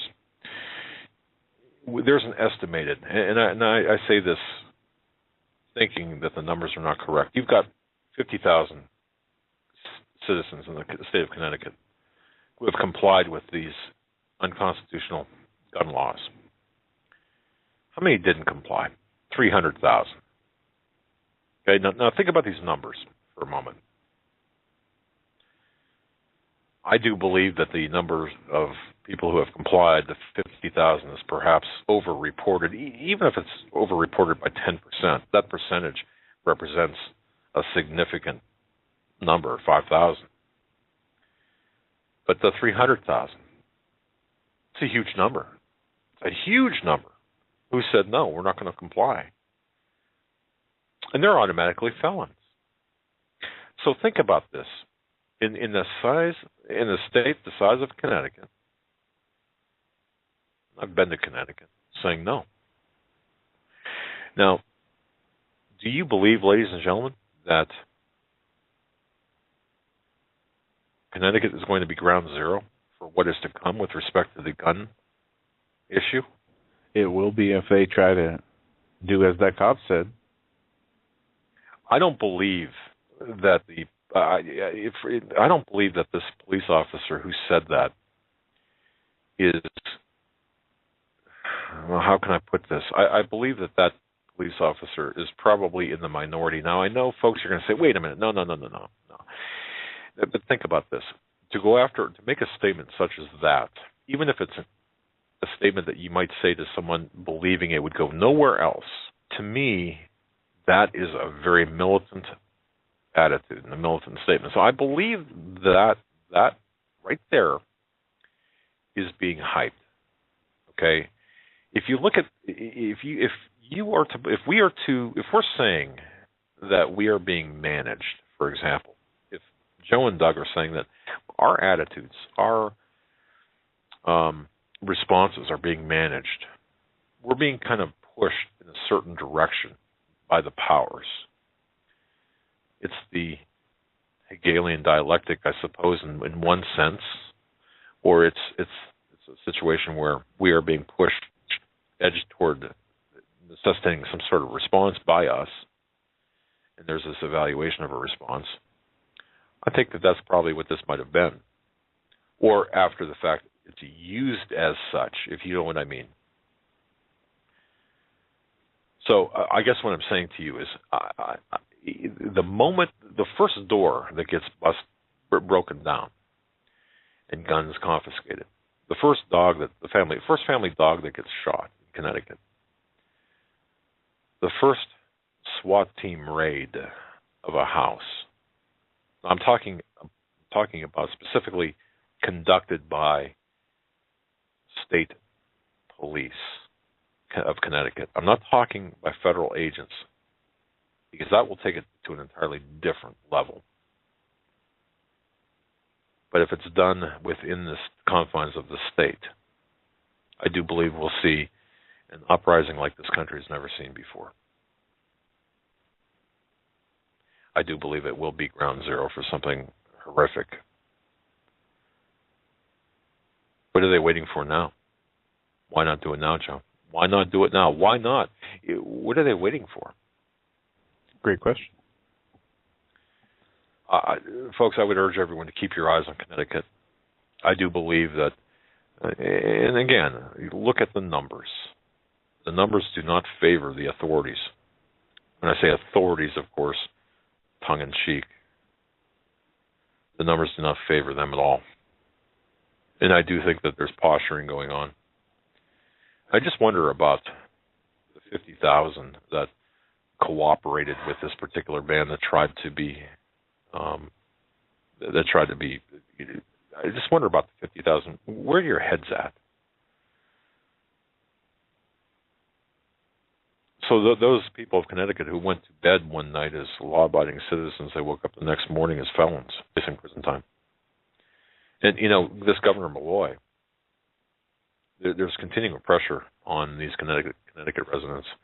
Dave Hodges did a wonderful article on this last week, that gun control works, and about gun control in Connecticut is worse. The Connecticut gun ban is worse than Hitler's gun ban. And he's right. If you look at the Nazi Weapons Act of 1938, well, compare that to the Connecticut gun ban, and you can see that what we have in Connecticut is much more comprehensive than the Nazi gun ban in 1938.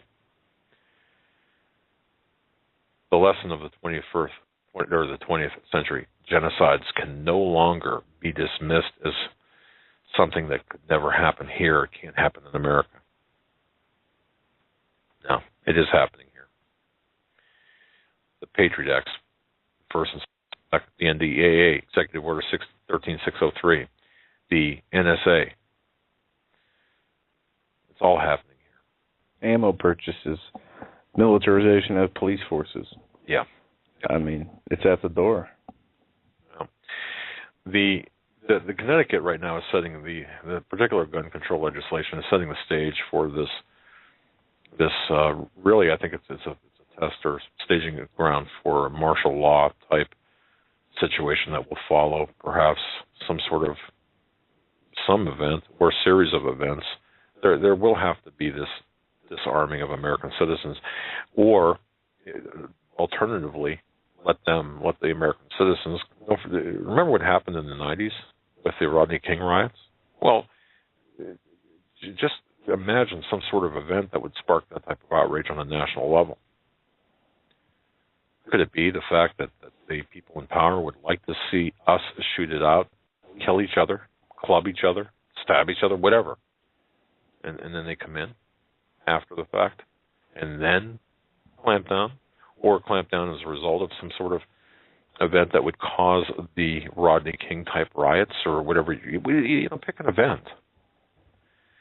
But we really need to get serious and analytically and intellectually serious about what's taking place here with respect to gun control legislation across the country. We need to concern ourselves with this. Even if you don't own a gun, even if it doesn't affect you, it does affect you. I mean, that is to say, even if you don't own a gun, it still affects you. It's like the rules against smokers. You might detest smoking. You might detest smoking and everything it represents. But do you not understand the encroachment on civil liberties, on your personal liberties that anti-smoking ordinances have? For example, you can't even smoke in your own car in some places. Again, I'm talking about the social conditioning, not the act itself necessarily, or what it does to you in terms of smoking, but the social conditioning that is involved in this. So we need to be intellectual about this rather than emotional. Oh, the emotions will follow. Once the intellect grabs a hold of, once the intellect kicks into gear, the emotions will follow. But we need to at least lead with our intellectual overview of what's going on. Know that they are coming for our guns.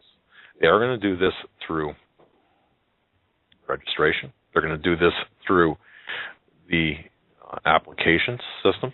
They're going to do this through healthcare. They're going to do this through the IRS. They're going to do this in every way, shape, or form possible. Obama's going to do it through executive order. You know why? Because he can. You know why? Because there's nobody to stop him.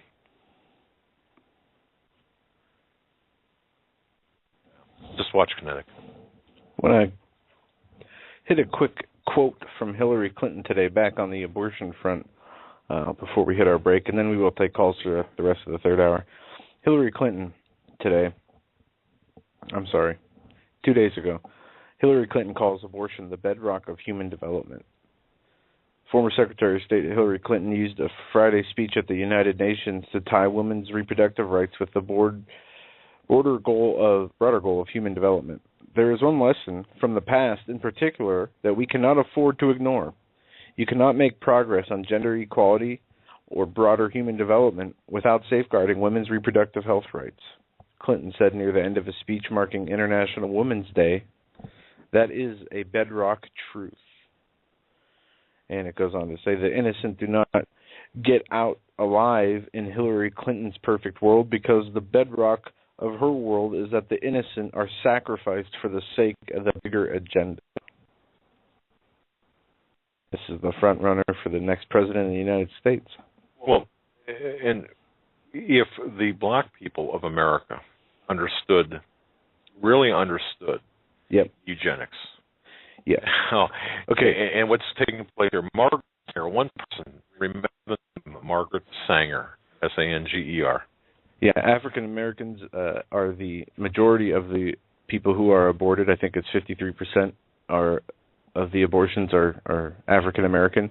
And furthermore, if you go on YouTube, there are calls made to Planned Parenthood by people saying that they would love to donate high amounts of money, only if they can ensure that that money they donate went to the abortion of only minority children, and Planned Parenthood being very helpful in that regard. You know, ladies and gentlemen, it's sick. That's right, it is sick, because you've got Hillary Clinton, who worships, adores, and calls as her, icon, idol, mentor, so to speak, holds Margaret Sanger in high regard. Folks, please do research on Margaret Sanger, because you talk about eugenics, you talk about genocide specific to the black race. I'll just give you a quote. Like the advocates of birth control, the eugenicists, for instance, are seeking to assist the race toward the eliminations of the unfit. That's Margaret Sanger. Those are the words of Margaret Sanger. And she also selects the blacks as really, it's unbelievable. You talk about racist. Yet the left never says word one about Margaret Sanger or calling Hillary to the carpet about celebrating Margaret Sanger. She was head or was deeply involved in the Negro Project. This is back a ways, right? Folks, do you remember when bathrooms and water fountains had the signs colored and whites on them? I remember when I was a child going to Georgia, or my parents had they knew some people in Florida, and we went down to visit them, and we had to stop in, I think it was Atlanta, somewhere in Georgia. It was in the South, I believe it was. But and I was a young child, very young. But I remember going toward a bathroom, and it was a public place. I don't know if it was an airport or a bus station. I don't. My dad grabbed me by the arm and saying, "No, not that one." I said, "Why not?" He said, "That's for blacks." Oh, actually, he said, "That's for Negroes." I didn't understand that, but anyway, he didn't agree with it, by the way. But it was just one of those things where he didn't travel much. He was a blue collar worker. Going to Florida was a huge deal. It was like going to Paris. But the fact is, he grabbed me by the arm and said, "No, we can't use that." I remember that was a phrase. We're not allowed to use that, or we can't use that. But anyway, the Negro Project, Margaret Sanger, which she was involved in. Stated aim is to severely reduce or eliminate the reproduction of poorer blacks. How could any person? Do you know this about Hillary Clinton? Gentlemen, to our third and final hour of this Monday edition of the Hagmann and Hagin Report, where we're going to be taking your calls through this whole hour, and you can touch on or talk about any subject that you would like, but anything we hit on or did not discuss, and we're going to go to your calls now. We're going to go here to area code, it looks like no caller ID, 111. If you hear unmuted, that is you, and you are live on the Hagmann and Hagin Report. Go ahead, caller. Unmuted. Unmuted. All right. Well, we'll mute you and come back to you. All right. We're going to go to... A lot of times those are international calls. Go ahead. Yeah. 805. 805 area code, you're up next. And live on the Hagmann and Hagin Report. 805? Hello. Now you're muted. Hello. All right. Third time's a charm. 413. 413. You are live on the Hagmann and Hagin Report. Hi, Doug and Joe. It's Doreen in Massachusetts.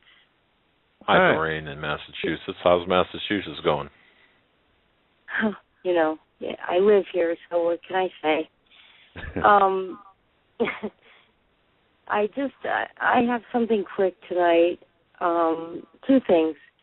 One, I was listening earlier to Paul Begley's show, and they were discussing this plane that has gone down, and Michael from around the world called in, and they were discussing the fact that these men are engineers that have highly technical knowledge about nano smart dust and I guess some really warfare technology. And I just wanted to get your take on, what you think about. It seems very. It's a strange situation. You were saying earlier that you have to think bigger, but I've been thinking all day and really, really trying to pull this apart and figure out all the little details. They could be huge for implications. You're correct. And I got an email earlier, and Larry, I got your email, and it raised 2 points. Number one, how do we know there really is a real plane missing as opposed to a completely fabricated story for the purpose of misdirection? And then number two, why are so many news sites giving so much time to this story when supposedly there's no information coming out? Could it be misdirection or distraction? Well, to your point now, who was on the plane and perhaps the 20 or so or 24 people, whatever it might be, could they have been a target, or was there something about them? Doreen, again, I think this is one of those times, and I'm not trying to dodge the question, but I think this is one of those times when we really have to take a look, but do so, but do so from a standpoint of, okay, where does this fit? Does it fit into the puzzle? Right. I'm sure it does somehow, but maybe it's going to take a few days or a week or 2 or 3 to figure it out. And you know what bothers me the most, and Larry's got a point on this, the fact that it disappeared in the manner that it did raises a lot of concern and certainly directs a lot of people's attention to that scene because, man, it just vanished, right? There's like an episode of Lost. It didn't just vanish. Anyone with common sense should know that, first of all, Boeing has backup for any plane that would go down. They would be alerted as well because of the technology that they have built into any of their planes. This plane deliberately went under the radar for a reason. Was it misdirection? I don't know. All I know is some of the men that were on that plane had the knowledge, very high technology, warfare technology that is the most sophisticated, smart best? Come on. I mean, that would be something that maybe a country would. Let me ask a question though. Wouldn't it behoove, if that were the case, if the powers that be wanted to neutralize those particular people, wouldn't it be to their benefit to stage a crash or to make it look like, man, this plane went down in a billion pieces, and nothing's left of it? The intelligence that those men had. Well, I know that, but I know that, but what I'm saying is, wouldn't it be more efficient to convince the public that this thing just exploded by some terrorist act and all the people were dead, as opposed to having this, well, where did it go approach? Because more people are always, they're sucked into the mystery. But I get your concerns, and I don't know the answer. Okay, all right, good. Something to think about. Fair enough. Okay. All right. And one other thing, I just have been looking into quite a bit about Karen Hudas. Right. Lately. Karen Hudas. And I wish you guys would have her on under your forum and with your questions so that it could answer some questions for me. Okay. We've had a couple of requests there. In fact, I believe I did send her a request for appearance. This is now a week and a half, maybe 2 weeks ago, and failed to get a response back. Hopefully she will. There has been a lot of. She's been the magnet of controversy on a lot of things. We'll get her on to see what she has to say, or at least attempt to.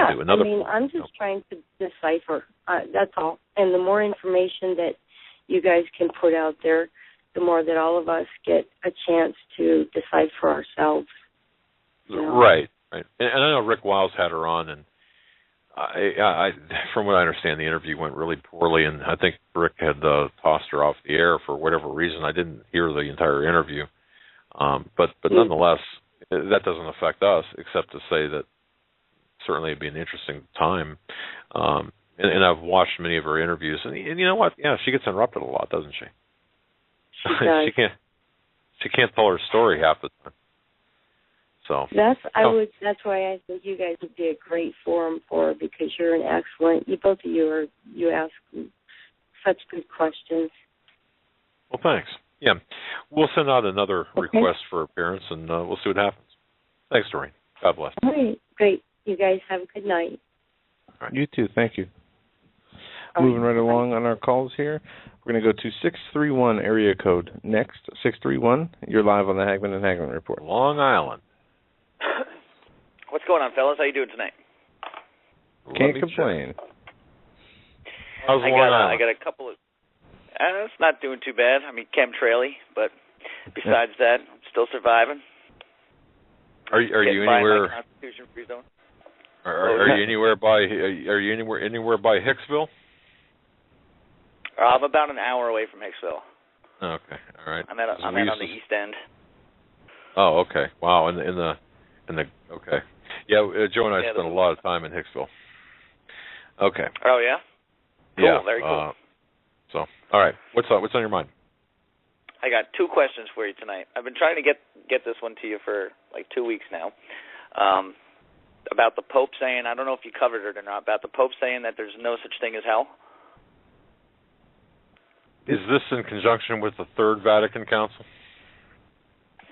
I'm not sure. I know that I got this one guy on my Facebook I fight with constantly, and he tried to tell me he was like, well, the Pope just said that that there's no such thing as hell, and then he showed me like the direct quote or something like that. It's not exactly that there's no such thing as hell, but it's like the idea of a eternal place where we all go to, spend eternal damnation is not real, and I don't know. It just kind of threw me for a loop, because if there's no such thing as hell, why would you say that? I don't know. It's a weird thing to say. Well, there was some misinformation on quotes from the Pope, and it says it is a hoax. Well, yeah. he did not say. In fact, what you're referring to, caller, is the reference that the Roman Catholic Church no longer believes in a literal hell where people suffer. That was attributed to the Pope. Now, that he didn't say that. And oftentimes, this is combined with this false Third Vatican Council. There is no Third Vatican Council. That might be a poor choice of words. It was at Vatican II. Was the last one. So don't fall for a lot of the information that's out there that it's being attributed. I mean, we can certainly find issues with many of the statements that are legitimately attributed to this particular Pope in the Vatican without having to invent those. So yeah, it's kind of a bad argument to get into when have him show you the exact quote. Yeah.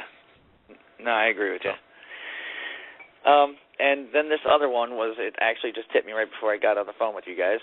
I saw a thing the other day about movie stars. They're going to try to start making like meat cultures or something from movie stars' DNA and samples or something like that. So they're going to try to make it so that you can eventually, like get a sample of your favorite movie star and bring her home and make a hamburger out of her. Okay. No, that I didn't. Some random thing I was reading on the internet. Oh, my. Okay. No, have you heard anything about that, Joe? No, not at all. Okay. Not at all. Yeah.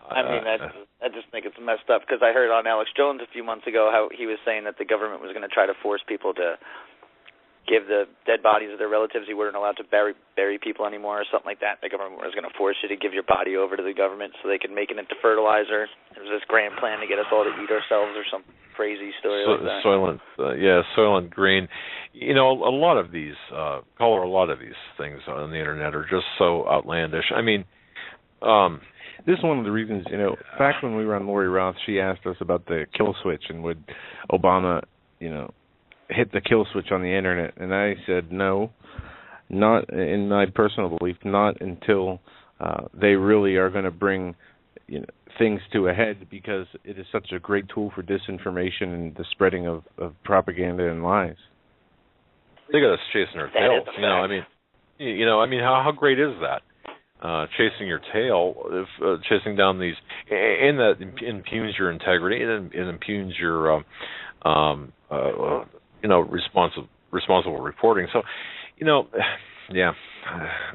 don't fall for a lot of this outlandish stuff. Verify. I knew it sounded ridiculous. I just wanted to come to you guys and see what you thought about it. Now watch, tomorrow there's going to be a John Goodman hamburger or something, right? Never mind. Yeah. The one that I read, it was about the girl from the Hunger Games, actually. I don't know if that's supposed to be a pun or something like that. Yeah, it sounds ridiculous, and certainly I don't imagine too many people falling for the cannibalistic lifestyle, and that's what it sounds like would be. So, yeah, good enough, caller. Enjoy Long Island there, and don't suck up too much of those chemtrails. All right, buddy. Thanks. Take care. Have a good night. You too. All right, moving right along here, we're going to go to 407. 407, thanks for holding. You're live on the Hagman and Hagman Report. Hello. Good evening. Hello. Hey, what's going on, guys? This is Al from Orlando. How y'all doing? Very good. You going to go to the Prophecy Conference? Actually, I am going to the Prophecy Conference. Oh, good. Awesome. Look us up. We'll be down there with... Yeah, I know. I've been hearing you guys talk about it, and my wife was pretty excited when I told her you guys were going to be down. So yeah, we have that effect on women. We do. Yeah, right. we have that effect on women. Make them run. True that. Yeah, they look at us and they run. All right. Well, for one, I am gonna be keeping an eye out for you guys. Also, you sent me that book from Paul McGuire, Prophecy in the Future of America. You sent me that book, and you didn't sign it, so hopefully I'm going to find you there and make you sign it, and hopefully get Paul McGuire to sign it as well. You don't send somebody a book, Doug, and not sign it. Come on, man. Well, only if we can get your signature. On the bottom of a check, right? No, I'm just kidding. No, I mean, see, people have asked us to sign books before. that aren't ours. I mean, if it's not ours, I didn't feel like. To me, signing Paul's book would be defacing it, and I mean that very sincerely. But heck, if that's what you want us to do, we'll do it. Sure. Yeah, it's a gift, and I'm gonna get a picture too if I can spot you guys. It says it's gonna be more than 2,000 people, so I'm 6'2", and I'm a young black guy with dreads. So hopefully I'll stand out, and you guys will find me too. Well, that narrows it down. Our pictures are readily accessible on our website, and you just look for the crowd of roadies and the women fawning and fainting in our presence. And no, actually, right. I'm sure. Yeah, I'm sure that we'll most of the people, they know us. I mean, you can see our pictures on the website. So look us up. We'll get a cup of coffee. It'll be fun. Yeah, definitely will. I didn't have anything too serious to talk about tonight. I did just want to tell you guys I was going to be there and really hope to meet you guys. Also, Miley Cyrus is going to be here, I think 4 days before the conference, and I'm planning on going out there and do a little bit of protesting with the family and hopefully with a couple more people. And, if grown people want to go, that's on them, but what's Miley Cyrus? What's going on with? Tell me again why you'd be protesting her. I can't remember what the controversy. She has her tour going on right now, and it's pretty disgusting. It's pretty vile, the things that she's doing in this concert. And if grown people want to go, that's fine. That's good for them. But if I'm going to be out there for the people that are taking their little girls and their kids into the concert, because I've seen some of the videos from the concert, and it's pretty bad. And like I said, if you got to stand for something, you can't just sit around and stand for nothing. And this is going to be one of my first big chances to get out there and do something. So that's what I'm going to do. Well, good for you, and hang in there and hang tough and do what you need to do. And this is what we need to do. We need to, start acting and saying we're not going to stand for this stuff that's being peddled to our children and our children, their friends and us. And, I'm with you, brother. So we'll look us up at the conference. It's a week and a half, 2 weeks away now? And Yep. It's coming up pretty soon. I'm super excited. So I won't be there the first day. I actually work for a football team in Orlando, so that's our first game of the year. But I will be there the next day. Hold on, son. We hear him calling for Daddy. That's why I had to run away from him. I don't want no voice recognition on here, so let me just run away from him real quick. Well, we'll cut you loose and we'll talk to you down in Orlando. Thank you so much. All right, buddy. Thank you. Guys, God bless you. All right. It's a family affair. I can't wait to go down there and meet all the great speakers that have been guests on our show and all the great people that our listeners and friends that are going to be down there. It's so awesome.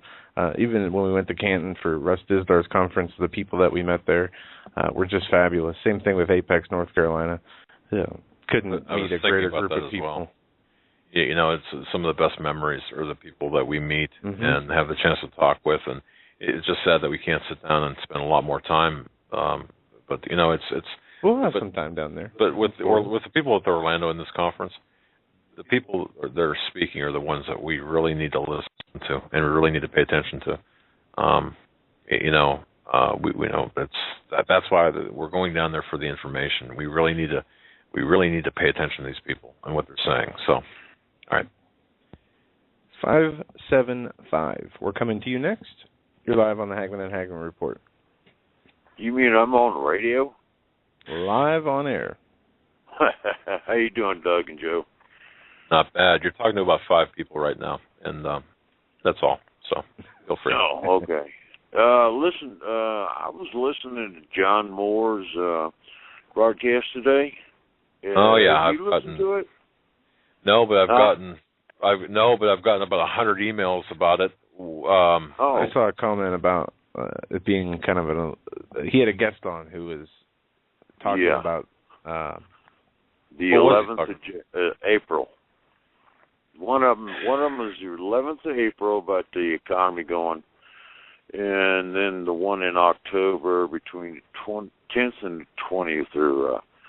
It was supposed to be asteroid come down in the Caribbean. All right. Now I've heard about that. What's the magic of the 11th of April with the economy? Tell me how someone can predict with precision. And I look upon, if somebody, and I got to tell you, caller, and ladies and gentlemen, this goes for everybody.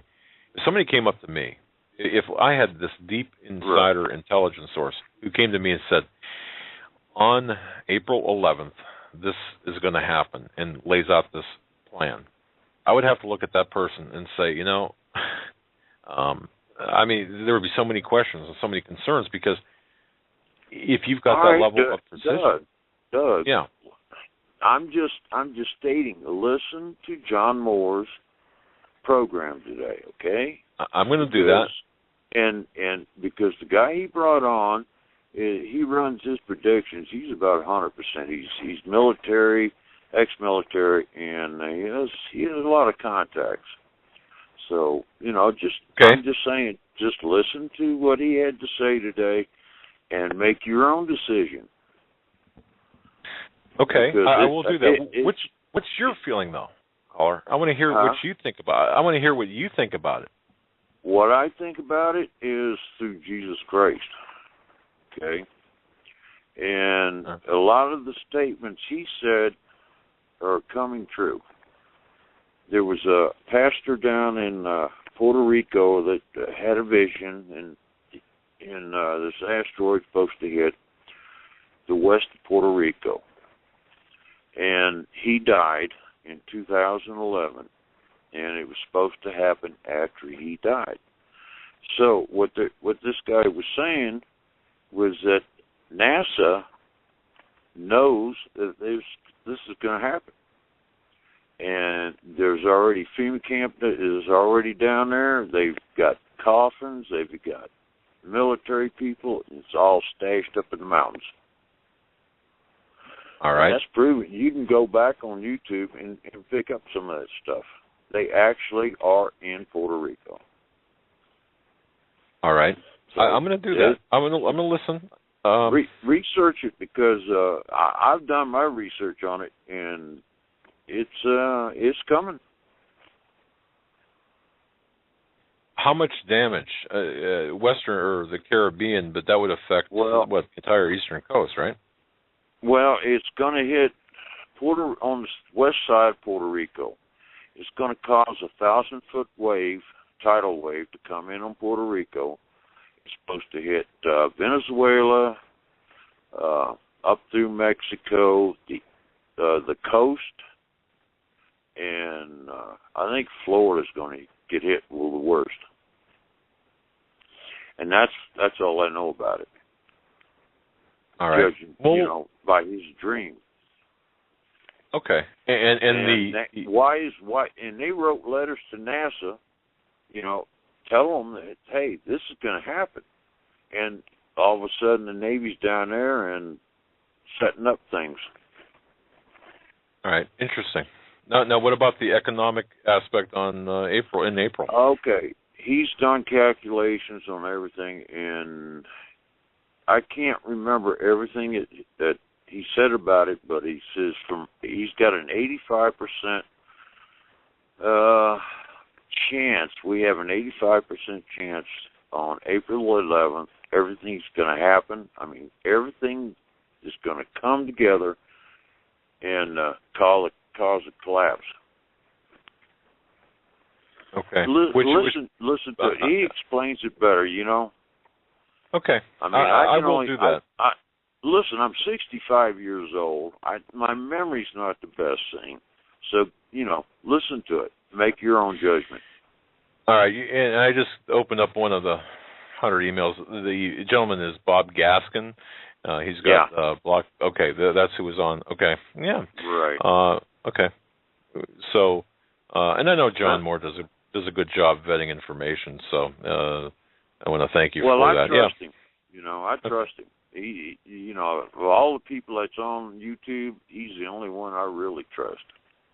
Well, I got to tell you, he's been a cop and homicide detective, and so he's been there. Me and him were in Vietnam at the same time too. So.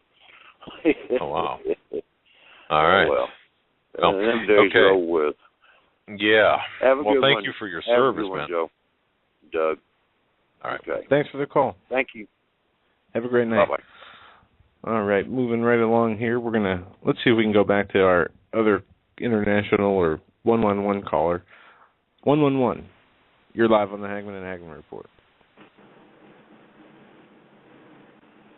All right, I'm going to hit mute, and then I'm going to hit unmute again.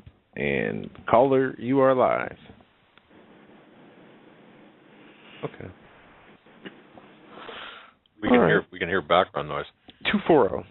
240's up next. We're going to come to you now. What's on your mind tonight, caller? Hi there, Doug. Hi there, Joe.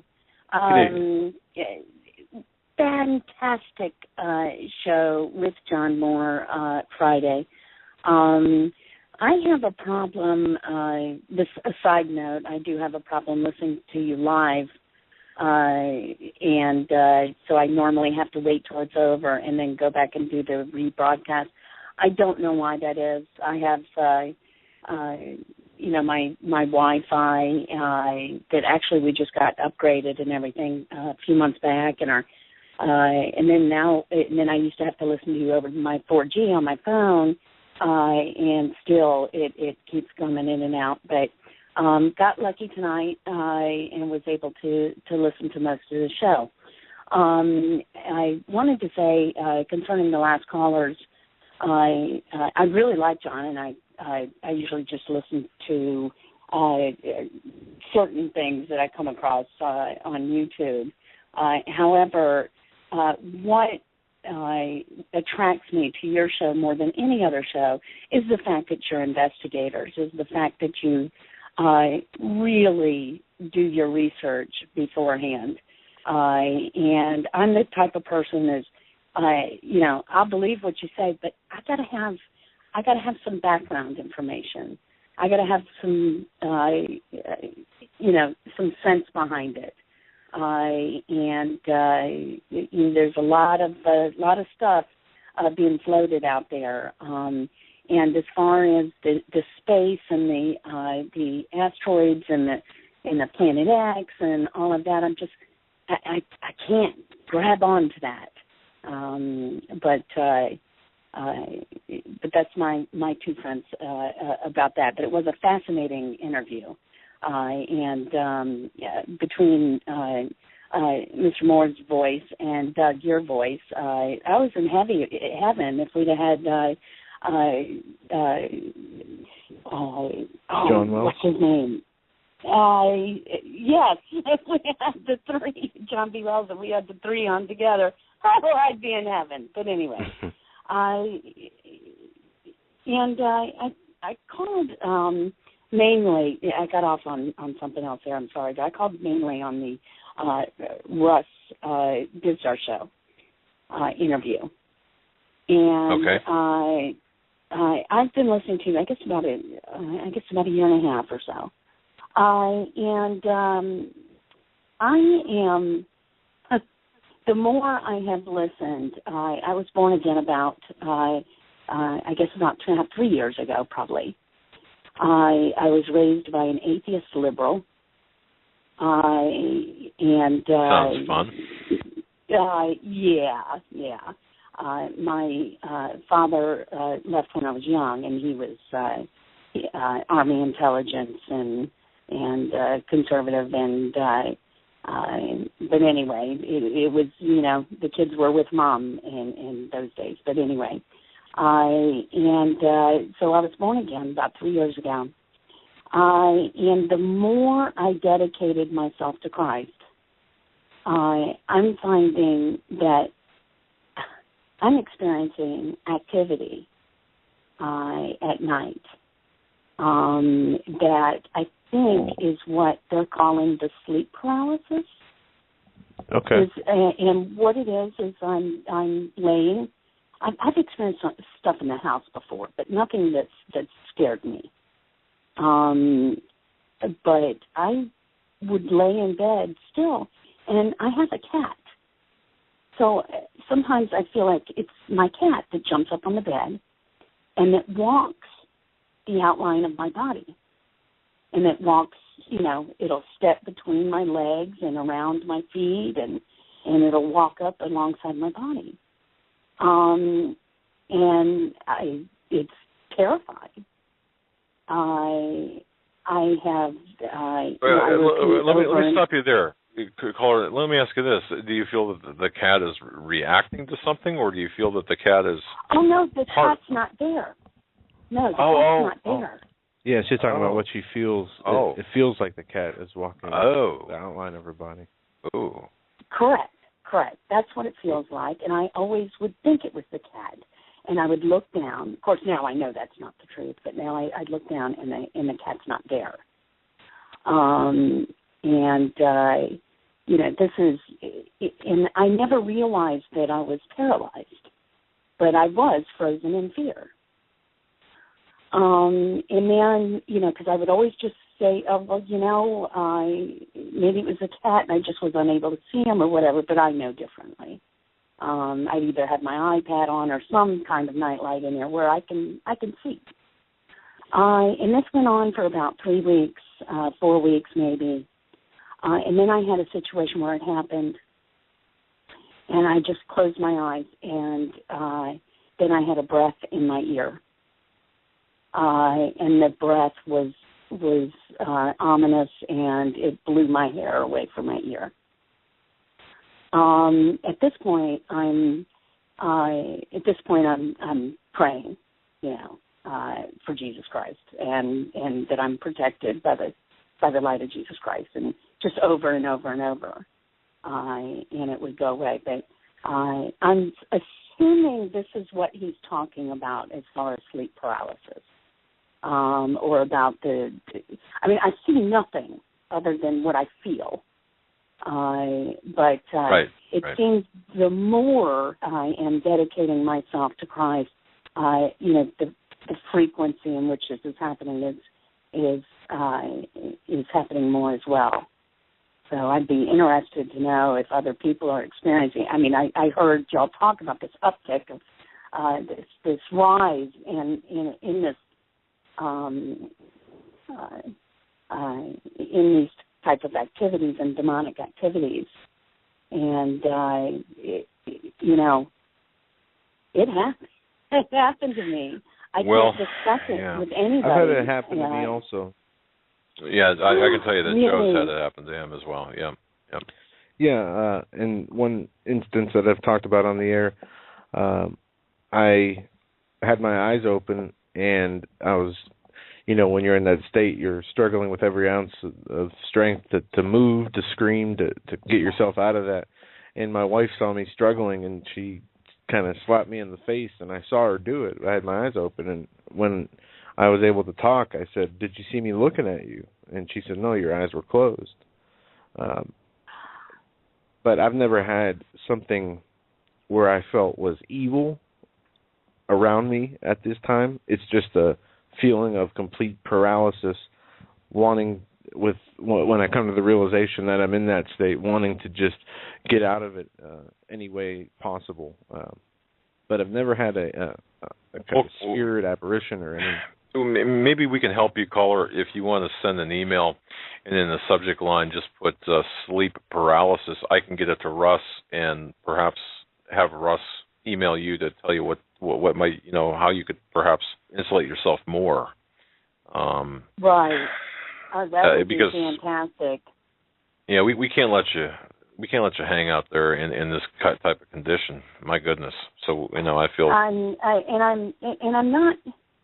Like during the daytime, I don't feel oppressed or anything. I just when this does happen, and other things have happened. We've had orbs and so forth in the house. But when this happened, and I'm not New Age. I'm far from it. When this happened, I feel that I'm scared to death. That I'm frightened. And that I'm scared that this is going to start happening more and more, or that I'm scared that it's going to follow me and happen during the day. I just find it interesting that the more I'm reading my Bible, and the more I'm dedicating myself to it, that it's happening more and more. So, some advice I got about this, and it sounds like you're already practicing this. If this does happen to you, praying and asking for the help of Jesus is the one thing that you need to do. Also, try not to sleep on your back. I heard that doesn't happen as much if you're not on your back. Well, with regard to the former, Joe, Steve Quayle, I've talked to him about stuff like this before, about other people in matters.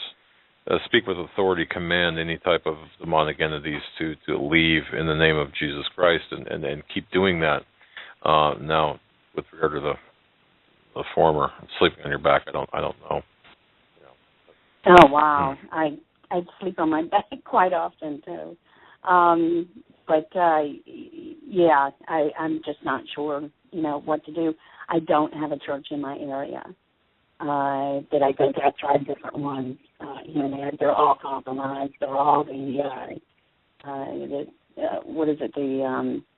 501c3s and whatnot.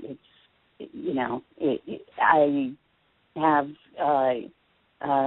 my iPad, my internet, and my Bible, and that's and then you guys who I just don't miss a show. Sometimes I have to listen to it the next morning, but I don't miss a show, and you really keep my hope up and mean a lot to me, and for that I'm forever grateful. Well, thank you, caller. And I'll tell you what, just simply send me an email. In the subject, just put sleep paralysis. And what I'll try to do is, I know Russ is on the road and busy, but I'll try to snag his attention and have him give you a little bit of advice. Even if you want to include a couple of sentences of what's taking place, and I'll just tell him that you and I spoke, or, you were on the radio and we spoke, and we'll go from there. Hopefully we can get you some definitive very precise advice as to what to do.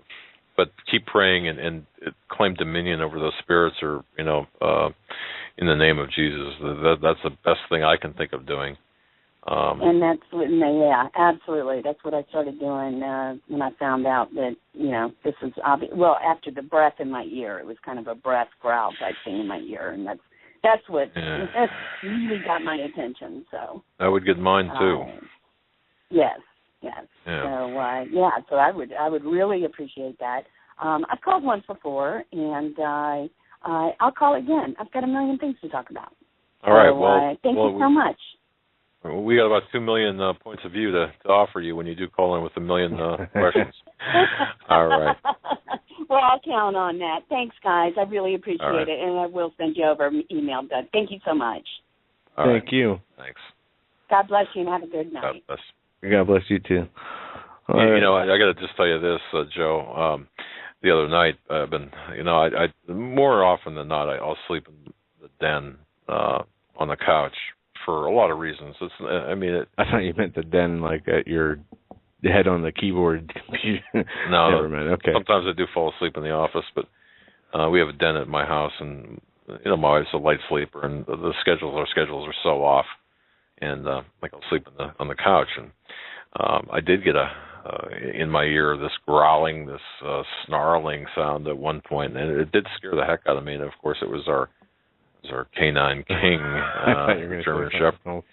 No, we get King, the German Shepherd. You see, 140 pounds of just sometimes just pain in the butt, obnoxious attitude. I love the guy, but I'll tell you what, sometimes at 2 o'clock in the morning, if he wants, decides he wants a bone, and anyway, he was growling and snarling and trying to get my attention by putting his nose up against my face, thinking, hey, it's like 2 in the afternoon. Well, it's not. It's 2 in the morning. But yeah, beyond that, my goodness, it's not good. If you don't have a dog. Let's take some more calls. 501 area code. We're going to come to you next. You're live on the Hagmann and Hagmann Report. Is this me? That is you. 501. Hi, this is Pat. I'm so I just can't believe I get to talk to you. I found y'all through Steve Quayle back when I decided that the mainstream was not giving me the right news. I'm so glad I found y'all. Your program is wonderful. I would love to see Steve Quayle or somebody go into a little bit more detail about why Christians actually need to prepare. I'm surrounded by Christians who think, there's a rapture. I'm out of here. I think there's a post-tribulation rapture. I don't believe in the pre. But they're just going along happy-go-lucky. And it's war when you mention to them that maybe you might ought to prepare. Do y'all get that too? Is it just me? No. Oh, man. We get it, and I understand it. And just to give you some insight, from my own personal experience, I was never taught one way or another to a pre-tribulation or post-tribulation rapture. So I was taught pre. Hard to get out. Since the starting of our show here, obviously it's been an issue of contention. So I decided to do my own homework and to study the scriptures and to pray about it. And what I was shown is that the rapture is the resurrection. And when it happens, I don't know, but I do know that we will see tribulation here on earth. And it's not a bad thing, because we're told by the Lord that we're to be joyous in tribulation, as it helps shape us to become spiritual beings for Him. And I'm not talking about being killed to be spiritual. I mean, it does a work in us. But there is a point where the dead in Christ will rise first, followed by those left here on earth.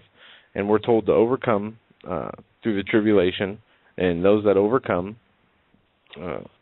will meet with the Lord, and those dead in Christ first. And it says, immediately after the tribulation, the sun will be darkened, and the moon will not give it its light, and the powers of heaven will be shaken.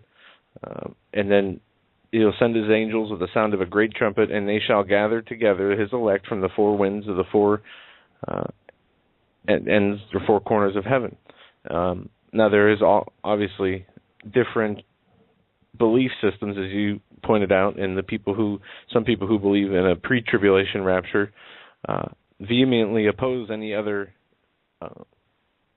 teaching or understanding. Well, even what I've learned and been shown, if the Holy Spirit does not tell me it to be so, then it's not 100% in my mind. And I don't know for 100%, so I do keep an open mind. But from everything I've learned, and this is something that I need to pray about more, that we should be prepared in our heart no matter what. The rapture has no bearing on our salvation. Yeah, and if I can just throw my 2 cents in here, then I'm going to shut up and turn it back to the caller. But let me give you my 2 cents. And because I've seen this as such a divisive thing with Christians, I cannot believe how... You mentioned the word rapture in a chat room or on a forum, and literally all hell breaks loose, and I mean that, because I truly believe that. So, now, having said that, here's my position on it. I don't know. Okay, that's my position. I don't know. However, my question to those people who adhere to a pre-trib rapture, what's your plan B? That's all I want to know, is what's your plan B? Because I think that's what I was trying to ask. Okay. If I'm wrong and they're right, yay. But if I'm anywhere close to right, then they're not preparing. They don't think they have to. Isn't that? And if you not spiritually, I mean like with the food, et cetera, et cetera.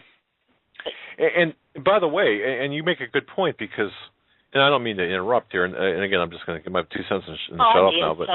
But let's just say that you believe strongly in a pre-trib rapture. Fine. Then the people that you're leaving behind, shouldn't we have some provision for those? Okay. Now that aside, okay.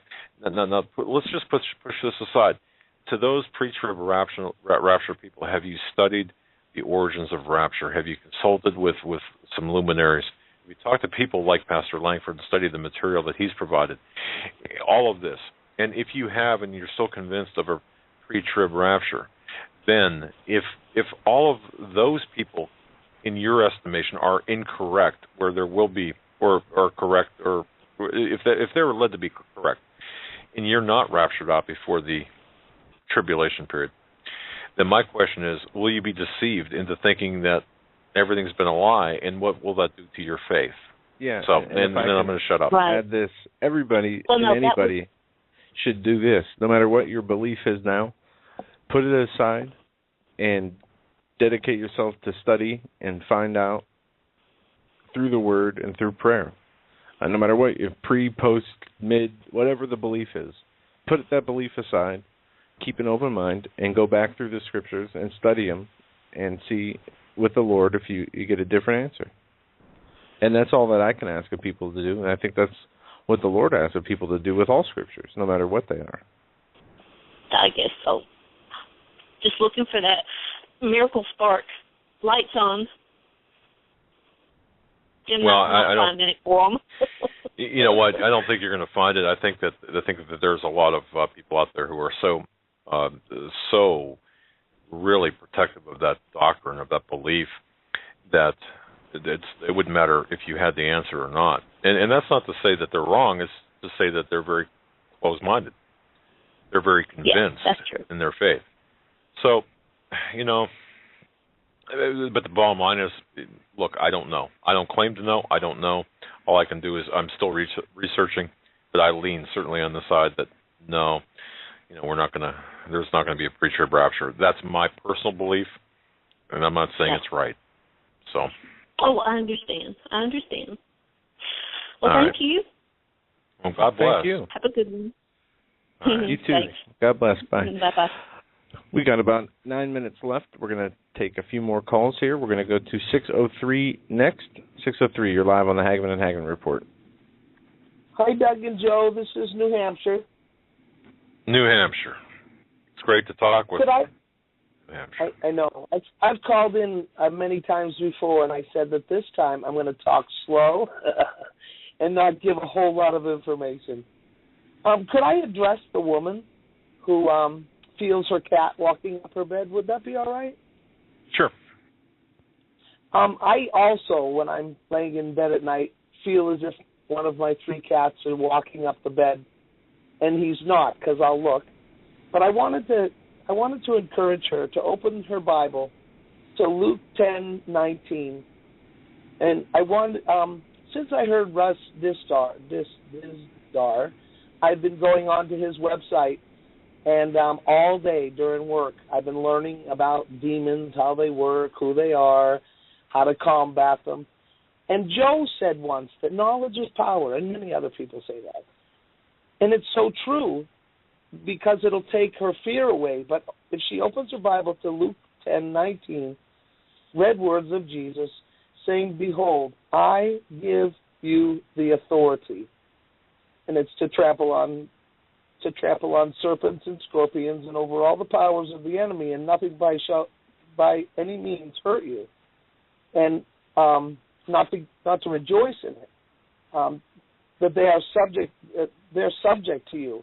But it's I give you authority. The King of Kings, the Lord of Lords, the bright morning star, the Alpha, the Omega, he gives you the authority. And I think that I heard Russ say in one of his teachings that there is a spirit of fear. And if you're fearful, that they're just going to mess with you. But Jesus says, "Miss, that I give you authority." And that gives me so much courage. And that's all. That's all I wanted to say. Thank you guys. You guys are my church. I think a lot of us, I guess it's not all I wanted to say. A lot of us came out of pre-rapture, and we're churchless. And YouTube is really quite awesome because you can listen to Pastor Langford and Steve Quayle, and you can listen to Hagman and Hagman over and over. So you're kind of like our church home base here. Appreciate that. Thank you very much for your belief and your trust in us. And you know, we make mistakes, and sometimes, look, we don't claim to know everything. And appreciate you giving that advice to the God provides. He really does. He really does. Thank you, guys. God bless. You take care of yourself. Good night. Thanks for the call. I want to address an email. Thanks, R, out there. You know who you are. Thank you, R. And talking about the rapture, Joe, and it's kind of a lighthearted email. Yeah. It is. And, you know, Joe sounds so in rapture tonight, and Doug's 2 cents was cute too. I was touched. But the important sentence here, and I respect this. I do. Lots of rapture errors out there. Problem is people taking Revelation and making it ping-pong back and forth in time out of context. And you know, looking at this, I agree with that. I agree with that statement. Yeah. I do. So many times people take Scripture and try to incorporate it into their belief system, and which is a huge fault of man and a lot of men, because our mind cannot fathom what, and Jesus said it to his disciples, you do not understand worldly things, how can I teach you things of heaven? And we do limit the Lord, and we do put him in a box, as people say, too often. And I've done that so many times, and it's a mistake. And you're muted. I agree. I muted I was actually hot, and then I muted myself. That's interesting. Well, look, folks, we've got about 5 minutes left of the program. Can we fit another call, or should we let's try one more call? We'll take one more call. 269. You are our last call for the night. Welcome to the Hagmann Report. Hello? What's on your mind? Hi. Hi, Doug and Joe. I would also like to address the woman with sleep paralysis. Sure. I have experience with that, and I just want to encourage her that the Lord will not allow anything to happen to her that she can't handle. So she can handle this, and I would encourage her to look up the verses that relate to overcoming fear in the Bible, and just meditate on those verses, because when I went through it, it took me several weeks to have that spirit of fear leave me, just because I was so, it was battle after battle, for several weeks of these demonic activities going on. So I'll also tell her to speak audibly. There's one thing with praying in your mind, to the Lord, but speaking, and the other caller was mentioning the authority. Like, we do have authority through Christ to combat absolutely these demons. So she needs to talk out loud. Out loud, she needs to audibly say, in the name, power, and authority of Jesus Christ, I command you to leave. And just keep talking. So the Holy Spirit will lead her through this.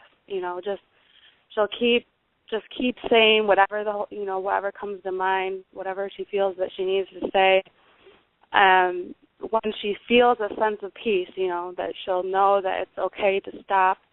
And it might go on for a long time. I've had nights where I, had to do this and, cast demons out for, 20, 30 minutes, and then follow it with praise and worship, and even speaking in tongues. Sometimes you don't even know all the right things to say. So speaking in tongues is the language, the Holy Spirit gives us